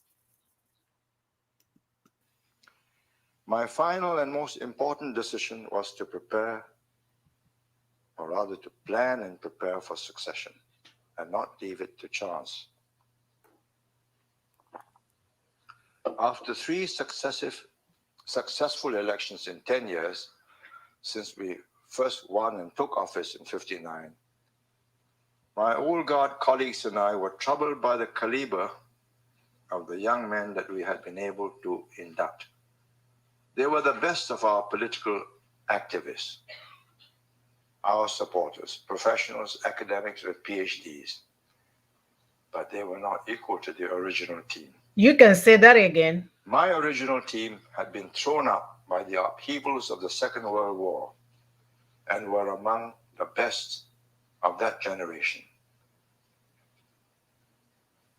Those that didn't have it were knocked out by sheer elimination of events. Now we were not getting the best to volunteer to join us. We had to Volunteer. identify You say potential volunteer, leaders. please. But how? Well, some people are natural alphas. Activists in their school days as school prefects, sport captains, or presidents of college societies. Alphas usually are extroverts with high energy levels. But as these school and college leaders grew older, many did not measure up. Of course. The valedictorian in school does not always make it after college. Yep. Few of those voted in college as most likely to succeed make it in the real world. Few. As they grow older, they need other qualities to stay as leaders. Higher levels of intellectual ability. Yep. A steady character. Mm-hmm. Judgment. Mm-hmm. A decision-making capability. Yep. That can win the confidence of those around them. 7 times from 1959 to 1990, before each election, I had to select 20 to 30 candidates who were likely to make good as ministers, but first as members of parliament, and then some as ministers. The easiest attribute to determine is intelligence. Performance in examinations, IQ tests, SAT scores, they give a fair indication of analytical ability. Many that we fielded with PhDs failed as ministers. They lacked something. When I learned from American corporate leaders that they use psychometric tests to recruit and promote their executives, I recall the epic flight of the 3 astronauts on Apollo 13. If you remember, their spaceship malfunctioned 3,000 miles out in space. Any false move, and they would never return to Earth. They remained calm, collected throughout the ordeal, and trusting their fate to the men at ground control whose instructions they followed meticulously. I concluded that NASA's psychological tests on the ground had successfully eliminated those who were prone to panic. Great deal, my man, great deal. I decided in 1980, therefore, to adopt their practice. And I had psychological and psychometric tests to help us assess the character of candidates, to weed out those who are not likely to succeed. It's so fun that he's saying this. You know, 99.999% of our people will not even pass this test. They won't even go past all positions, right? Even almost all of them there, because this is why when some people are on the radio shouting, they don't know what they're doing. Oh, yes. Let's go and save them. Oh, no. They wouldn't even know. Like, there is no way in hell they wouldn't even be invited to take the test. Let me not even give them credit. Yeah. They will not be eligible to take the test. Because they're so bastardized. You know, everything is destroyed in their brain. They can't think critically. But I'll tell you, if my forefathers write that test in their language, they will pass it. Because it's all about critical thinking. You see, he did not leave this issue of his succession to chance. Oh, let's bring a Fulani INEC. Fulani INEC that has never done anything right. You want to leave the thing about governance of your people into their hands. And people are getting ready to go for that election. And people want to go into it again. Ask yourself what has been happening for years. What has been happening for years? You are doing the wrong thing and expecting a different result. And you can see degrees does not equate to steady character. As somebody has PhD, professor, does not mean that the character is good or that you can guarantee him as a good leader. Good decision making. Good decision making. PhD will not replace critical thinking. It will not. In Igbo language, it's called Anya Lerele na Anya Roraro. I'm telling you. Mm-hmm. What happens when this happens? What happens when you will have to have sense to be able to do it? But we've had the wrong people leading us. there's leadership vacuum in Nigeria and in Africa. That's why we're getting the results we're getting. That's why the things are the way they are. It is no brainer. It's not something that you go and start getting a pastor to prophesy for you to know where things have gone wrong. We've had leadership vacuum. The people leading us, look at people like Okorocha. If you have a company and you want to function like a good, like want to get results, there's no corruption. Somebody like Okorocha cannot manage your company. I told people, I said, why is it that there's only stupid people that are rich in Nigeria? Because things are not right. You have to be corrupt to make money. If you're not corrupt, you will never get to anywhere. I'm willing to kill too. I'm willing to kill and destroy things. That is why it is that the people are dying and few people are becoming billionaires and millionaires.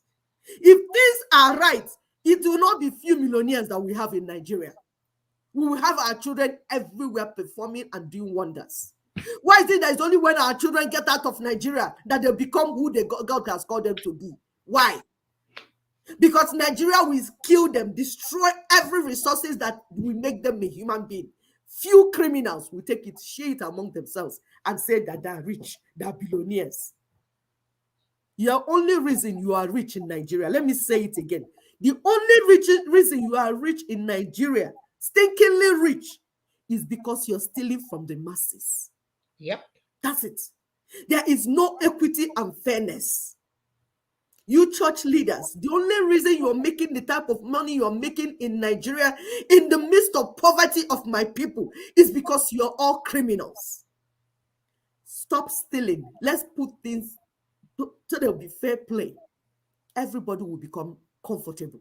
That's what we're asking. That's what we're fighting for. We want everyone to become comfortable.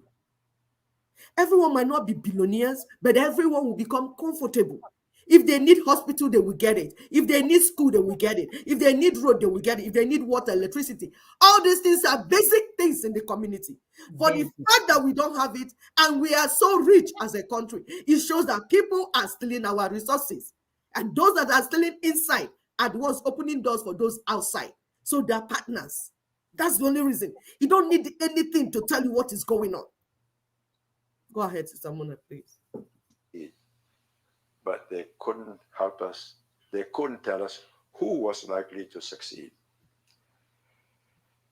The prospect of failure forced us to talent spot. After a high attrition rate at the beginning, we improved our selection methods. We threw candidates into the deep end of the pool to test their political skills. Finally, I was concerned that the government machinery of the 31 years had been customized to suit my work style. So I made a conscious effort in my last 2 years to make room for my successor so that he can reconfigure the arrangements. So when a new guard of men in their 40s and 50s took over in 1990, there was no crushing of gears. And instead, in the 1990s, Singapore has repeatedly been rated by Transparency International in Berlin among the top 7 least corrupt countries in the world, the least corrupt in Asia. Well done. And we have not become decadent and corrupt after 41 years in office. The old guards set high standards because they were brought up that way. The new guards have been able to maintain the self-discipline and integrity in the midst of growing affluence. Our judiciary and the rule of law are rated by the World Economic Forum and the Institute of Management and Development in Geneva, and PERC, which is a rating agency in Hong Kong, as the best in Asia. It commands the respect of the people and of our investors. And Singapore is ranked by WEF and IMD as the second most competitive nation in the world after the United States. They say I do not listen to my opponents. I do, when they are serious opponents. Not when they are stupid. We studied all those items where we were rated poorly, and we set out to do better. You don't have time to listen to We stupid people. practiced lifelong learning before it became a buzzword. Lifelong learning. What were the basic strengths that made this possible? Mm. A basic idealism and an integrity that drives the whole system. But new forces are at work.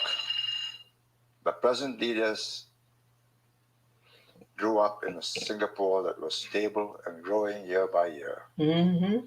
People have got accustomed to the comforts of a modern, affluent society and expect life to be better every year. Opinion polls are becoming a regular feature of public life. Leadership has been reduced to the shaping of a policy so that somehow it would be able to carry the majority. And if not the majority, then the plurality, in the hope that it will expand into a majority by the next election. I view this with mixed feelings as a totally different way from what I used to do. In the 1960s, strikes, demonstrations, disorder, and violence threatened our existence. People faced dire choices. Leaders had to lead, make bold decisions, and act swiftly. Only later did I have to convince the people to support our decisions.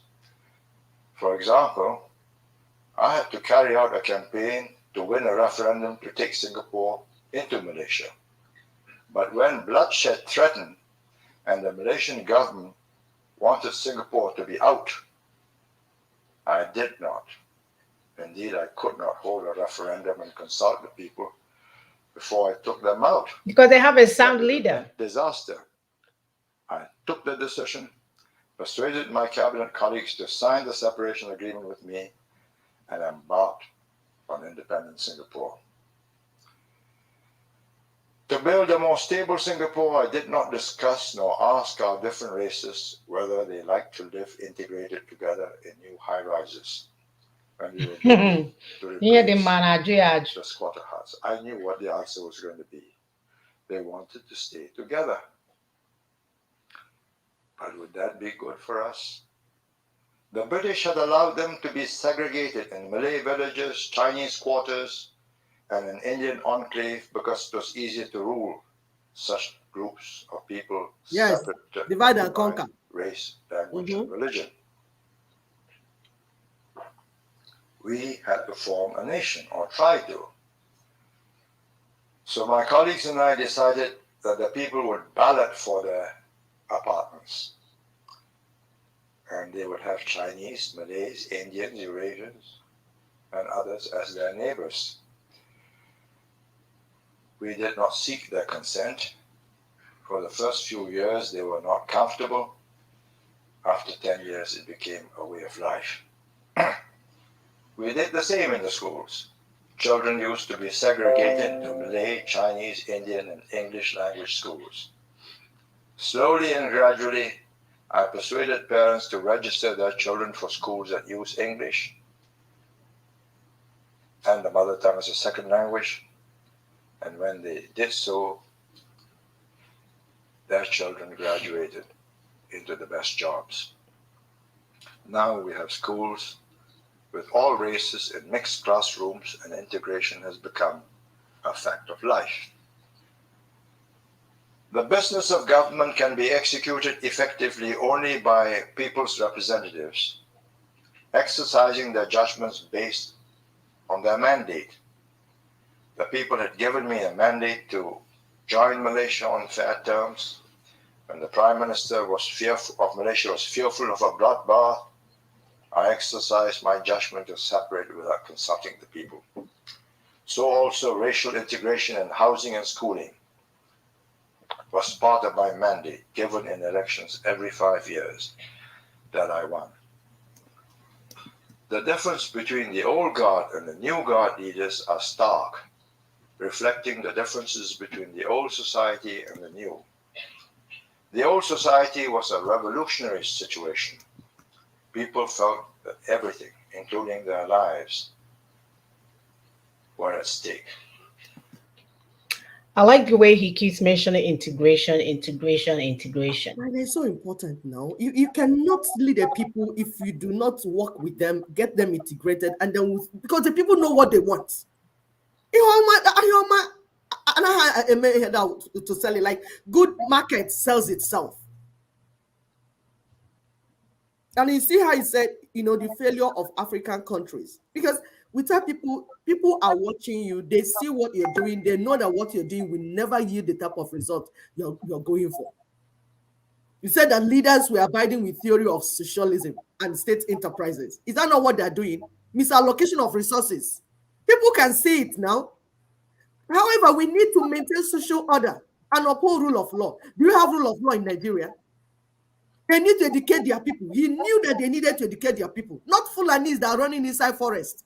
And also children that are busy begging on the streets. Babi Allah. How do you want to get any meaningful development with all that? Then you need to maintain peace in order to attract investors and create jobs. Is it not simple and straightforward? It's common sense. It's common sense. We're asking our people, so what is the way forward? This video is on their platform. You can watch it in its entirety because we break it down for you to understand where we're going. We are going, like we keep saying, work is going on the ground. We are here to explain to you so that this is part of the integration we are doing.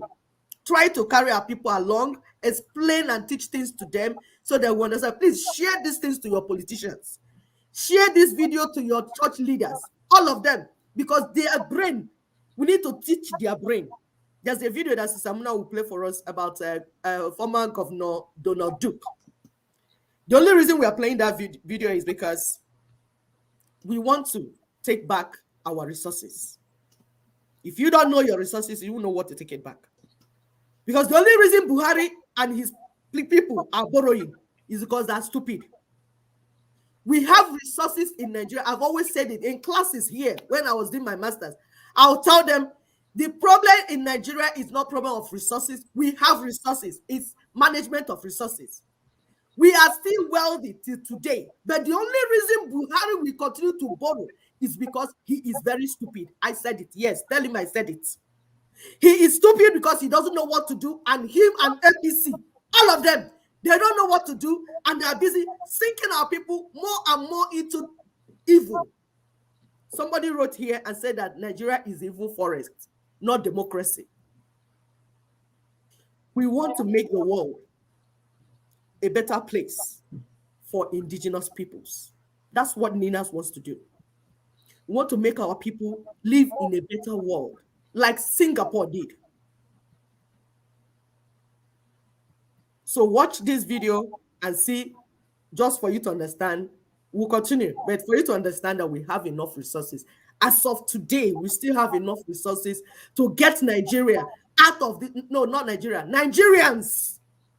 We are here for Nigerians, not dead Nigeria. Nigeria is dead. It's thinking, it's dead. But we want to deliver Nigerians. And we still have enough resources to get that done, if the right things are done.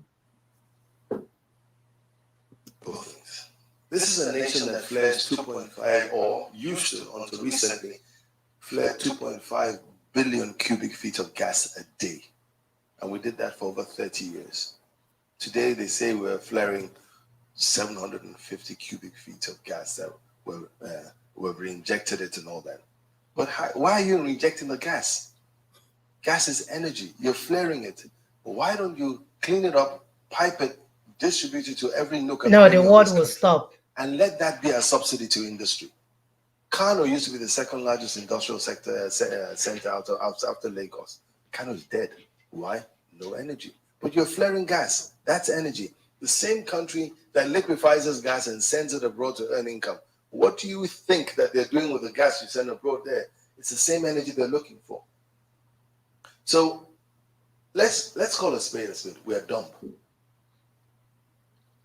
Is any white guy here? No. Okay. If I were a white guy, I would never believe I'm equal to you. That's the truth. Because it's not an award. Just because we walk on the streets, we breathe the same air, we have limbs and all that doesn't mean equality. Even chimpanzees walk, they breathe and all that. Because it is stupid. You flare the gas. But some other folks come and tell you, hey, give us this gas, we'll pay you for it. And you're happy to say you're in train 1, train 7, we're in train 9 of the gas, but you're flaring yours.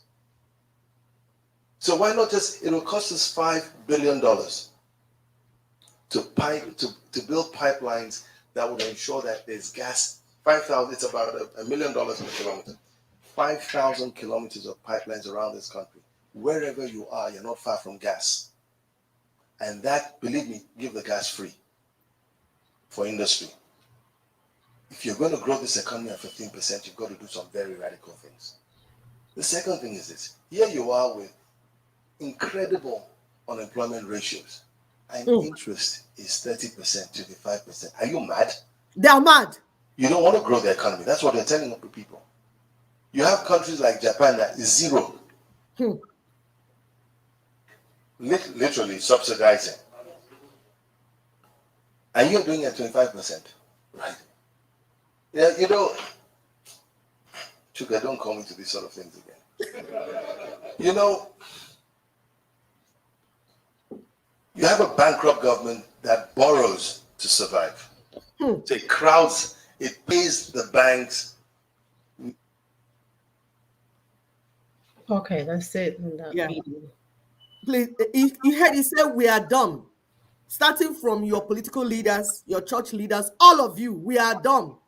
And when you accept that you are dumb, we begin to give you some sense. So please, we want to stop being dumb. And we're hearing a lot of people clamoring now for a new constitutional order, a new constitutional arrangement for Nigeria, away from the fraud called 1999 Constitution. That's the first step to show that you are not dumb. So anybody that is still wanting to go into election with 1999 Constitution in place is dumb. I said it. Tell the person that Daughters of Truth said he is dumb. She is dumb. And white man will not discuss with you. The only reason they discuss with some of you is because they want to steal from us. Yep. Some of them are beginning to understand that the years of stealing has created terrorism. And that terrorism is coming. In full force too, right in front of your door. Yes. That's why they are now listening to LNC Ninas. That's why they are getting interested, getting into meetings with us and negotiations to know what to do, because that problem is going to spread everywhere. So if you go to them and you're still talking about 1999 Constitution, they know you are dumb. As they're looking at you, they're like I said, look at another monkey. He has come again. So we can hear last week, something was published. The Nigerian Budget Office finally admitted that Nigeria has broken down under the current unworkable unitary constitution order. Cheerful. Yes, and must, as a matter of urgency, be reconstituted. That is federal government speaking. That is our brother, what do we call his name? I've forgotten the name they call me. He's the deputy, he's the Director General of Budget Office. You see, this office is in charge. They are the ones that recruit money, like get funds for federal government. Is their work. Their work is to go and get money. The task of raising funds for federal government. They are the ones saying this. So if they're saying it, that means that federal government is already agreeing with what Ninas is saying. That if you do not get a new constitutional arrangement for Nigeria, Nigeria is dead and broken. Yep. It's over. As if that is not enough, our brother Naba, he published something on Punch. He said 1999 Constitution is obsolete. That's December 5th, 2020. It was published.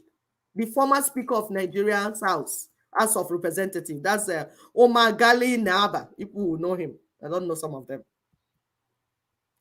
That means that Nina's constitutional force majeure is the only way that will provide the most viable framework for immediate reconfiguration for all sides, especially the trapped constituents. the indigenous peoples Yeah. that are seeking for self-determination. There's trouble everywhere because people are seeking for self-determination. So Ninas has gone ahead with the repudiation of that fraudulent 1999 constitution that was done on the 16th of December 2020. Somebody is thinking, some people are thinking, and they've been working ahead. Are thinking ahead and knowing that, see, this road that you're going, the end, you're going to crash. There's no outlets. There's no. Some places where you're driving here, they will put signboard for you, say no outlets. Mm-hmm. So some people that use their own school fees to pay school fees, not that they use it to buy akara. Some lawyers that went to law school to study law and open their brain, not they went there to chase women. And then when they finish, they can say, I'm a barrister. You're a barrister and you don't know that the 1999 constitution is fraud and that it cannot produce. It's unimaginable. It's unimaginable. And you cannot produce anything from a country that is built on a fraudulent constitution. You don't know that as a lawyer, and you call yourself son. I hear one from English, from Yoruba land. I don't know their names. When he's speaking pray. I look at him, I just say, hey, whoa, Tony Nadi has exposed all of you because Barrister Tony Nadi has made some of us to become emergency lawyers overnight. Mm-hmm. You are reading what and we can tell your stupidity, whether you have Harvard around your name or Oxford or whatever, or you have pictures taken with the Queen. We know how stupid you are, even through your glasses. Exactly. So when they're talking, we're like, wow, see, another stupid one, he has come. So please stop your stupidity. The joint multi-regional constitutional force majeure by Nigerian Indigenous Nationalities Alliance for Self-Determination has opened up for you. They are providing the only viable peaceful framework for immediate reconfiguration of the defunct Federation of Nigeria. This is what you need to embrace. Do they have a choice? They are going for a nosedive.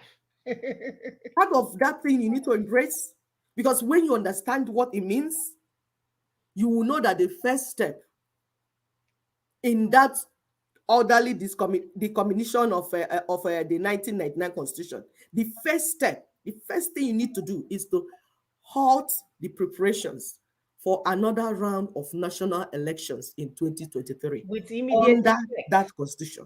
Close shop. That's the first step you need to take. So if you now understand, because some people say, okay, we need new constitution, we need this. If you now know that you know, okay, you now understand. The first step you need to take that will make us know that you're not dumb is to understand that you need to stop all your preparation. There's no need for it. All your preparation towards 2023, because there's no way. You cannot tell us, oh, now I accept that we need a new constitution, and you're preparing for 2023 election. It does not make sense. Or you're forming a new political party. Exactly, and you're forming a new political. It shows up that you are dumb. You're stupid. I'm not abusing you. It is description. You are agreeing that the constitution is fraudulent. Rather than now work towards bringing it down and doing things the right way, you say you're preparing election for 2023. What does that show? It shows that you don't have anything inside head now. You're that's what it shows. Or maybe, okay, maybe you're not Itiboibo, but you're a criminal. Yeah. Oh, yeah. I think that's more appropriate. So you're a criminal. You're fraudulent. You're coming to steal from my people again. You spent 8 years taking my people around, say you did sensitization.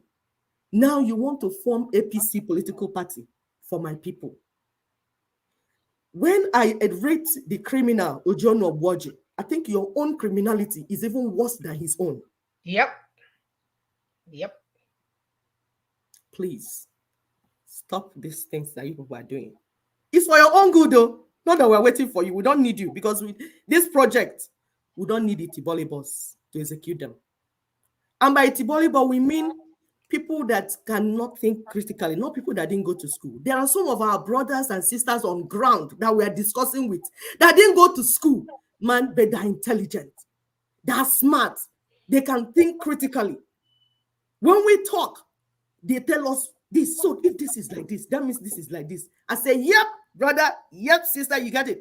So my brothers and sisters in the village that didn't go to school, stop allowing them to deceive you with English. We told them they don't have a proposal on the table. They went and copied some things and say, I don't know what they thought they wrote to. I say, your stupidity is even worse than I imagined. Please share this thing to them. Share this video. Share this teaching to them, to politicians, to church leaders, and fraudulent freedom fighters.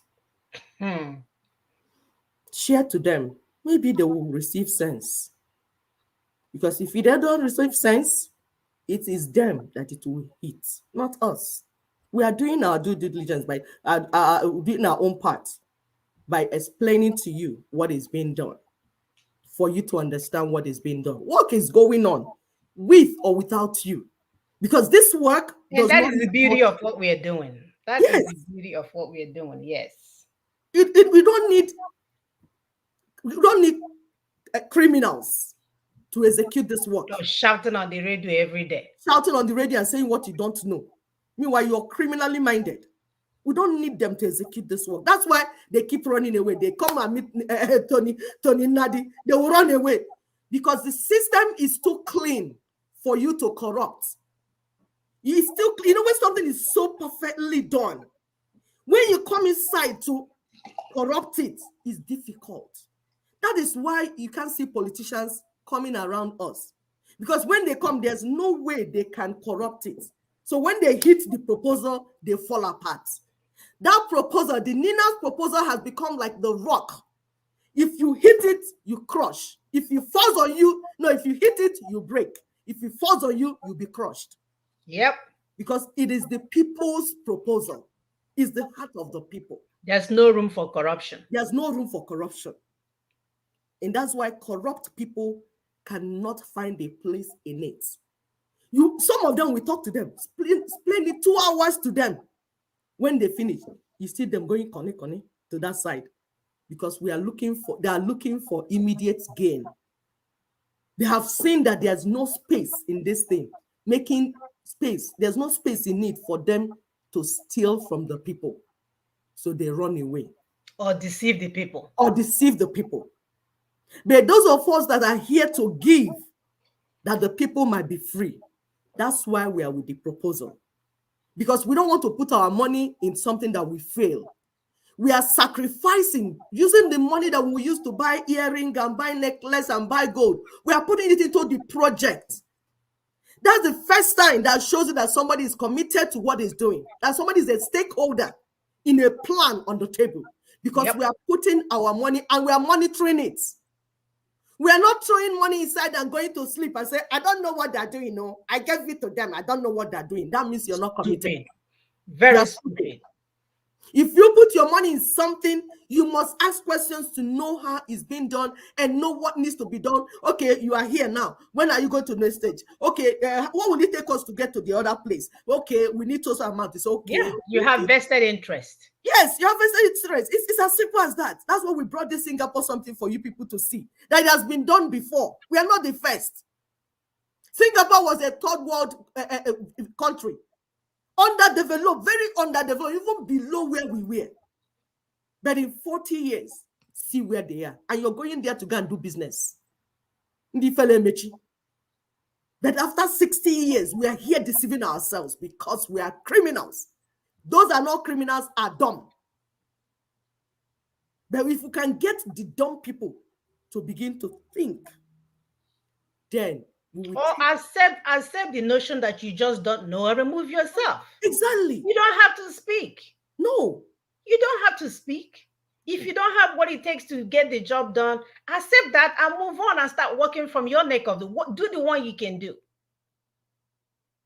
Who are you leading when you can't lead yourself? Blind we keep reminding you people here, if you cannot manage your wife and 2 kids, who are you to manage communities and nations and any other thing? You can manage now one room with a wife and 2 or 3 children. You're not able to manage it. You will force apart. There's chaos everywhere. You can't manage that. But you want to come out and assign yourself position and start giving orders as if you're somebody. Are you guys kidding me? Go and deliver the baby in your stomach first.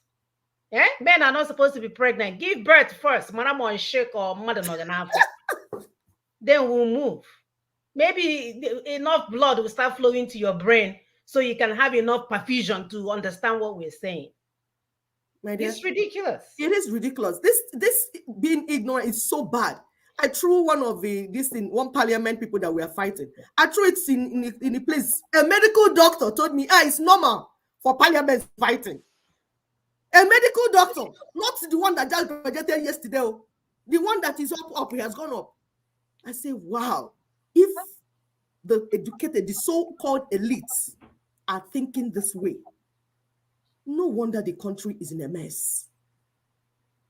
If the elites are blind, the people that ought to lead the people are blind, dumb, and stupid, how do you expect another result? And that's what we're telling our people, please wake up. Wake up, please. You can do this job. You don't need degree, doctor degree, PhD, professor. You don't need it. All you need is just sincerity, survival instinct, and survival instinct. Yes, and sincerity. There you go. Because the thing about my people is that if they don't know it, they are smart enough to say, Mom, I don't know how to do it, so come and do it for me. But these criminals, these criminal elites, they don't know it, but they use English to bamboozle us. And we want to speak to our women. Please wake up. We know in the time past, they made the politics and all these things to be about fighting, physical strength. That's why you all shy away, because you just don't want trouble. And you see now, our children are dying. These people are messing up everywhere. Can't you see it? They want them to die so they can sleep with 20 of them at the same time to give birth to another one. What do you mean? Exactly. We can't accept this anymore. A country where you have access to 1 million women at the same time, you think that's normal? It's not normal. It cannot be normal. They make you to have to leave these politicians, you have to feed from them. It's not right. Your right has been taken away. Please, our women, please, we beg you to wake up. It's not okay that when you want to do a business or do something, you have to get money from a politician after he has slept with you. It's not right. It's not right. We want you to be in a position where you'll be able to work, go to work, get the money you need to take care of your children and yourself without having to sleep with anybody. That's what we want to take it to. Because you do have... You'll be helping the men. They will stop, blood flow will start going up here instead of down here. Exactly. This will change around. So once the women are able to put themselves in place, like the ancient women that were before, our men will be in order. That's why we're calling on the daughters of the land. You know yourself. Things are happening in your neighborhood. We've not announced it here physically, but it's going on. People are working with us. Because we know that when daughters of the land arise, the children will arise. Our husbands will arise. Because we are the mothers of the land. We are the ones that give birth and populate the earth. So we understand what it means to preserve life and properties. And that's why we're doing what we're doing. We say, send us your information, your name, your blog, your gender, so that we can put you in the group you belong if you want to be part of what we're doing. Work is going on. We have more work on the ground than on social media. It's just that we don't announce what we're doing so much in details because we don't want our people that are on ground working to be endangered. Please, come up, get informed, share this video at least. Share this to your politicians, to your church leaders. They should stop watching AIT, what's that channels? All those people that lie to them, BBC, CNN. No, those ones will lie to you and make you to remain stupid. Watch a program like this, even if it's 2 hours. When you watch, stop. Watch, stop. And there's some clubhouses. I hear people setting up clubhouses. I say thank you for those of you trying to set up, I can't call your names. You're setting up clubhouses and bringing our people in to educate them. Some are talking on religion. Some are talking on different things to make our people understand. Thank you. Kudos. Because information is power. We are multi-regional. We have, religious. It's acceptable. But what we're saying is that if your religion is not improving your personality, if your religion is not improving your community, if your religion is not improving the nation, that the more churches you build, the more evil is in the land, there is a question mark in that religion. Or your religion is teaching you to go and cut off people's heads. There's a question mark in that religion. And it's your responsibility to make it right. It's your responsibility to tell your imam, your church leaders, your bishop, your priest, our land is stinking. There is no God in our land. Because if God is God, God cannot live in a land where there is unfairness, where there is equity, where there's what? Injustice. When people are not, poor people are not being taken care of. There's no God that dwells in that type of land. Even the God of our forefathers, the one our forefathers worshipped.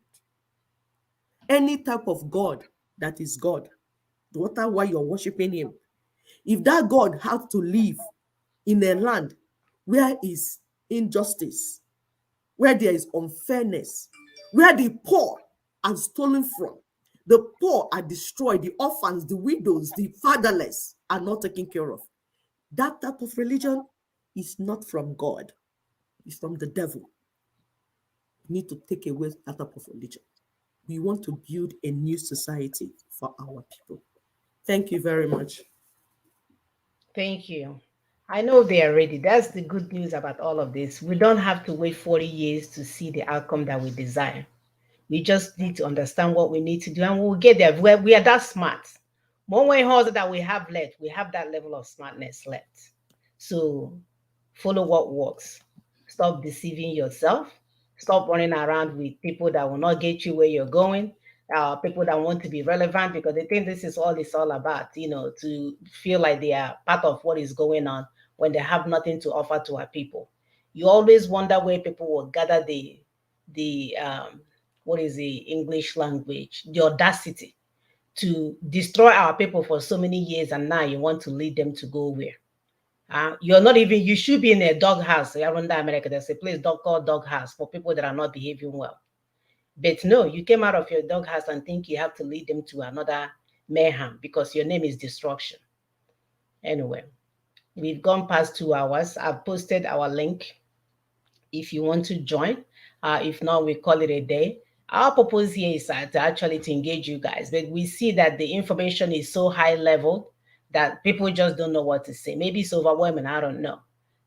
If you want to contribute, please call the number on the screen, +1 774 338 0942. If you want to add, sort of contain your comments to the topic on table, because we have to go home. We have to go home. These things can be done. Constitutional force majeure is coming up, anniversary is coming up very soon. It's coming up very soon. So this is a way, an opportunity now for you to engage if you weren't engaged before. We talked about this for a whole year. And the sad part about all of this is that you are the people holding yourself down. We've given you the proposal on the table. Read the proposal so that you will know what to do and get your freedom. People are running around. They would rather carry fake stories or demonic stories or people doing all kinds of stuff, when all you have to do is to walk towards your freedom so that we can go home. And then in the comfort of your own home, if you want to watch a Barakata about movie in your house, you could. But what do my people do? They don't watch anything that will get them to where they're going. You're the one holding yourself down. You're the one that does not understand that by now we should be saying close shop. Some people are asking, oh, let's go to referendum, when they don't know what self-determination. These are the educated ones. When the information is out there, I don't even know how else to go about doing all of these things for you. But we want to take this opportunity to thank those that do understand and doing the work. Those that understand what it takes to get us to our freedom. And thank God, as we're doing this work, God is doing his part. We are not stressed. We are hoping that other good men and women will come on board and do the needful for our people to get the same kind of life that we are enjoying in diaspora. Anything else to say? We can round up. Yeah, you said it all. Our people need to wake up, because we know they're able to do this job, but you need to understand, you need to be informed, because we don't want blind people leading sighted people anymore. Is anyone currently? Yes, yes. Okay. Go ahead, sister. Go ahead. Okay. Yes. Thank you, my sisters, for another inspiring presentation.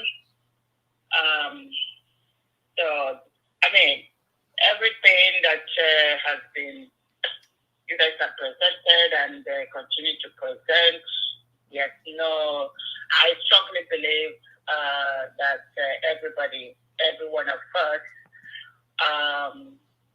knows and understands that there's a problem in our land. So there's no doubt about that. I guess the problem is everyone trying to, solve the problem, but going about it in a different way. Some are not actually the right way, but because everybody wants to be relevant, they want to, continue on what they are doing without stopping and thinking, wait a minute, why have we not, achieved anything? So we have to, let's reassess. Let's do some reassessment to see where we are getting it wrong. And also see what others are doing and make some adjustments, even if it means working with them. So everybody just wants to continue on their path, whether it makes sense or not. And that's a big problem, and that's a big setback. Before I continue, I will add that as mothers, in as much as our brothers especially are getting it wrong, we still have to gently and lovingly address them, because we still need them. But I encourage our men. We love you guys, but we want you guys to step up the plate. Forming political party at this point, I don't think it's actually what we need. However, there's stuff that we could be doing on ground, because political party will not reset our people's mindset overnight. So we have that work to do, which is sensitizing and sanitizing. We still haven't done that. So that needs to be done. It's a big work that is still there, lingering. So political party will not solve that problem.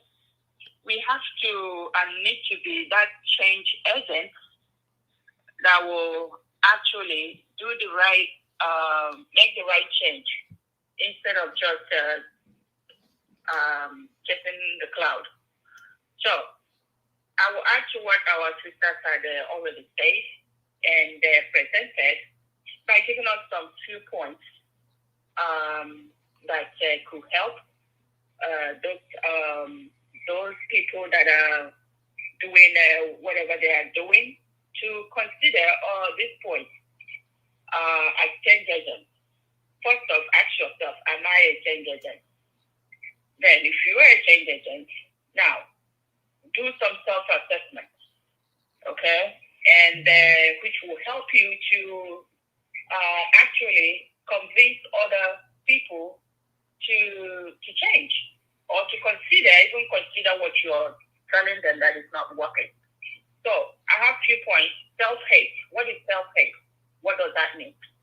So self-hate, what is it? Because I think we our people actually hate themselves. Why do I say that? I say that because for example, Joss, because there's this one girl that on Facebook. I'm following her. Not that she's doing anything political but just I'm watching her. So she left wherever she was and traveled home. So in Jos, they have electricity. They have almost 24/7 electricity. They have some of the roads she will be showing around. They have certain amenities that I keep wondering. I said, but what happened to my people? I mean, our land in the southeast. How come? So I think it's also our so-called governors and senators. I keep going back there because they have so much to do with our situation as well. In federal-wise, yes, the NINAS is working towards that. NINAS is already doing what NINAS is supposed to be doing when it comes to federal aspect of our problem. But in the house, inside, what are our governors, our senators, local government representatives? We need to hold them accountable. If they love our land and they have the best interest of our people at heart, they're supposed to be using the little allocations they are being given to do something for our people. Another point is mismanagement of resources. Who and how are involved in doing this? You see, lack of accountability because nobody is holding them accountable. You see, greed degrades our society. And nonchalance, which is also self-hate, because when you don't care, when you show you're exhibiting that I don't care, so long as I'm comfortable, everybody else who walks their way out. It's not okay. Unpatriotism, self-hate as well. So all these are also the umbrella that is holding all this together. It's also that constitution that is just not make all this possible for the governors and the senators and the representatives and all that to be able to do this without anybody holding them responsible. So I implore our brothers and sisters that are doing different things, maybe because of their level of understanding, I don't know, but I implore them to please consider certain things. Just, not just what you're doing, but is it working? If it's not working, please love your, just for humanity, for the sake of humanity, come back and do some reassessment and see what others are doing. We are holding ourselves back, and the more we are doing this divided and just trying, it's about position, it's about what do I gain out of this, and we continue to be in darkness. Singapore, look at it. So let's try to emulate good faith, not just running to Dubai, running to Singapore. Any opportunity, we are there. But what happened to our own home? We have the resources there, but mismanagement, unaccountability, nonchalant attitude, unpatriotism, those are self-hate. We need to improve. So I implore you guys, thank you, my sisters. I will say keep up the good job. We are here, and we are not going anywhere. But I'm telling our brothers and sisters out there, we love you guys, and we are mothers. So we love you guys. So we are not saying we don't, you guys are stupid in that aspect, but it's just because we want you guys to just understand what is at stake. Thank you, my sister, for this opportunity. And God bless you guys. Bye-bye. Thank you. Thank you so much, sister. We bless. Is there another call? Okay. So we thank you. We thank our sisters. We thank people that are listening and watching. We don't have time. Our people are dying. Seriously. When you see what is going on back home, you know that we don't even have time to dilly-dally. We don't even have time to go around in circles. We don't have time for trial and error. We would have done the trial and error 60 years ago. So today, like we said at the introduction, we are speaking to every man, every person, everywhere. Stop deceiving yourselves. You know the truth. In your meetings, you know, you just sit down, talk for 6 hours. Now, stop it. Follow what works. If you have a key, told people will have a key. You see this key? You can't, if you change these things here, it won't work. It won't open the door. So there's nothing like, oh, you are trying this and trying that. Oh, what will work, what no. And Nina's is not doing some aspect of the job.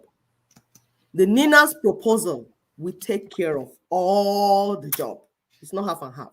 It's a well thought out plan. And we employ our people to go and study it. However, work is going on. I was just reading the text sent to me by one of our fathers in Yoruba land. You know, somebody contacted us recently and wanted to talk to him. So he was giving me feedback that these are independent people that want solution for what is going on. And you can see they're chasing our people out. And everywhere they're chasing, they're calling them Nigerians. Oh, in Britain, there's a place at Czechs or something. They are trying to set our people. So those that are thinking right know that we need a befitting home. We need a home to go to. It's like when they did Ghana Must Go from Nigeria. They sent out to Ghana and they needed to go home. So our people are contacting us. The honest ones, the dishonest ones, the criminals in our midst, you are stupid. No apologies.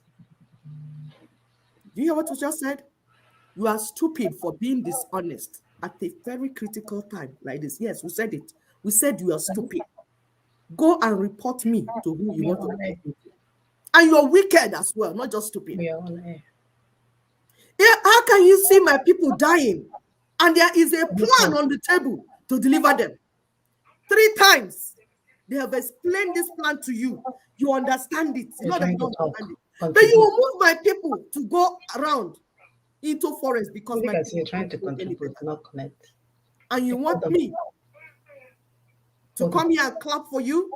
Sorry, I cannot clap for you. And I don't have any apology for it. You are very stupid for thinking that you can play with the intelligence of my people. I can't call your name. That's the only respect I can give you. But you know yourselves. Is that somebody calling? Yes. Okay, please go. Call out your name and where you're calling from.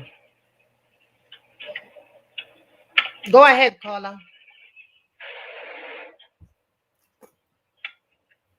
Hello? Hello? Hello? This is Nigerian call, you know, nothing works. Yeah, it's horrible. It's time for us to call a spade, please. Hello? Let's stop deceiving ourselves. Let's speak truth to ourselves and be firm on the truth.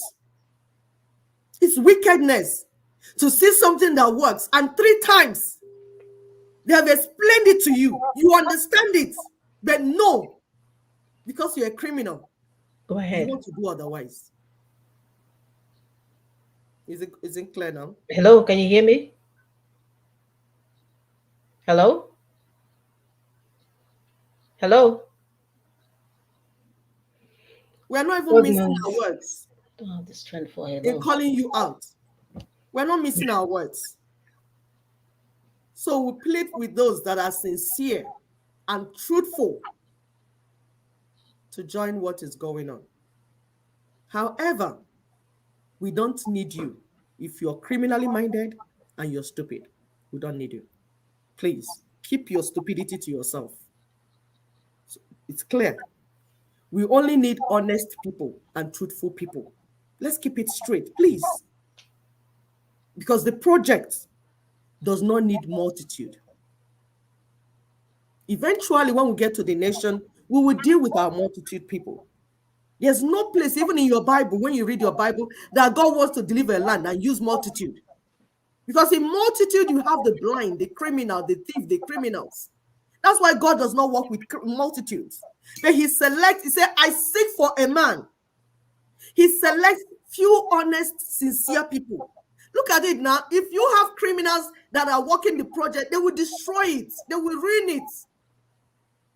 That's why we say we don't want criminals in what we're doing. We want sincere, truthful people. Please. It's that simple. Because when you have criminals, they would discourage the people that came out to work with all their mind. That's the issue about having criminals in your midst. If you have dishonest people, they will discourage the few people that came out to work. That's why it's important. Please, Mona, when you get anyone, I will stop. Yeah, I'm trying to connect them. Okay, caller, your name and where you're calling from. Caller, can you? Yeah, caller, go ahead.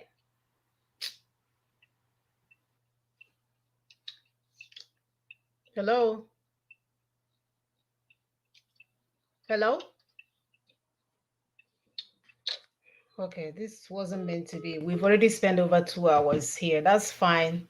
That's the thing. We know a lot of our people are watching, but you would never see their names on here, and they would like to contribute and all. But it is what it is. So please watch the video, share. Definitely share it out to the criminal politicians that we have parading as leaders that have been leading us into hell all along, and then leading their children to Harvard and all the westernized countries for them to live their best lives. So until next week, we'll see you guys. We thank you for not missing words. We are not here to apologize to idiots. We are not here to apologize to people wasting our people's time as if 10 years and 12 years is not enough to wander in the wilderness. If you see what works and you're not trying to promote it amongst your people, then you have yourself to blame, nobody else, So I don't know about you, Sister Choma, you can apologize. I'm not apologizing for anybody wasting time when my people are being killed on a daily basis. I don't know, there's nothing for me to apologize. It's only easy when it's not your son or your daughter. Because I bet if you are a well-being mother in the village that have lost your son to criminality, I don't think you'll be using the same words.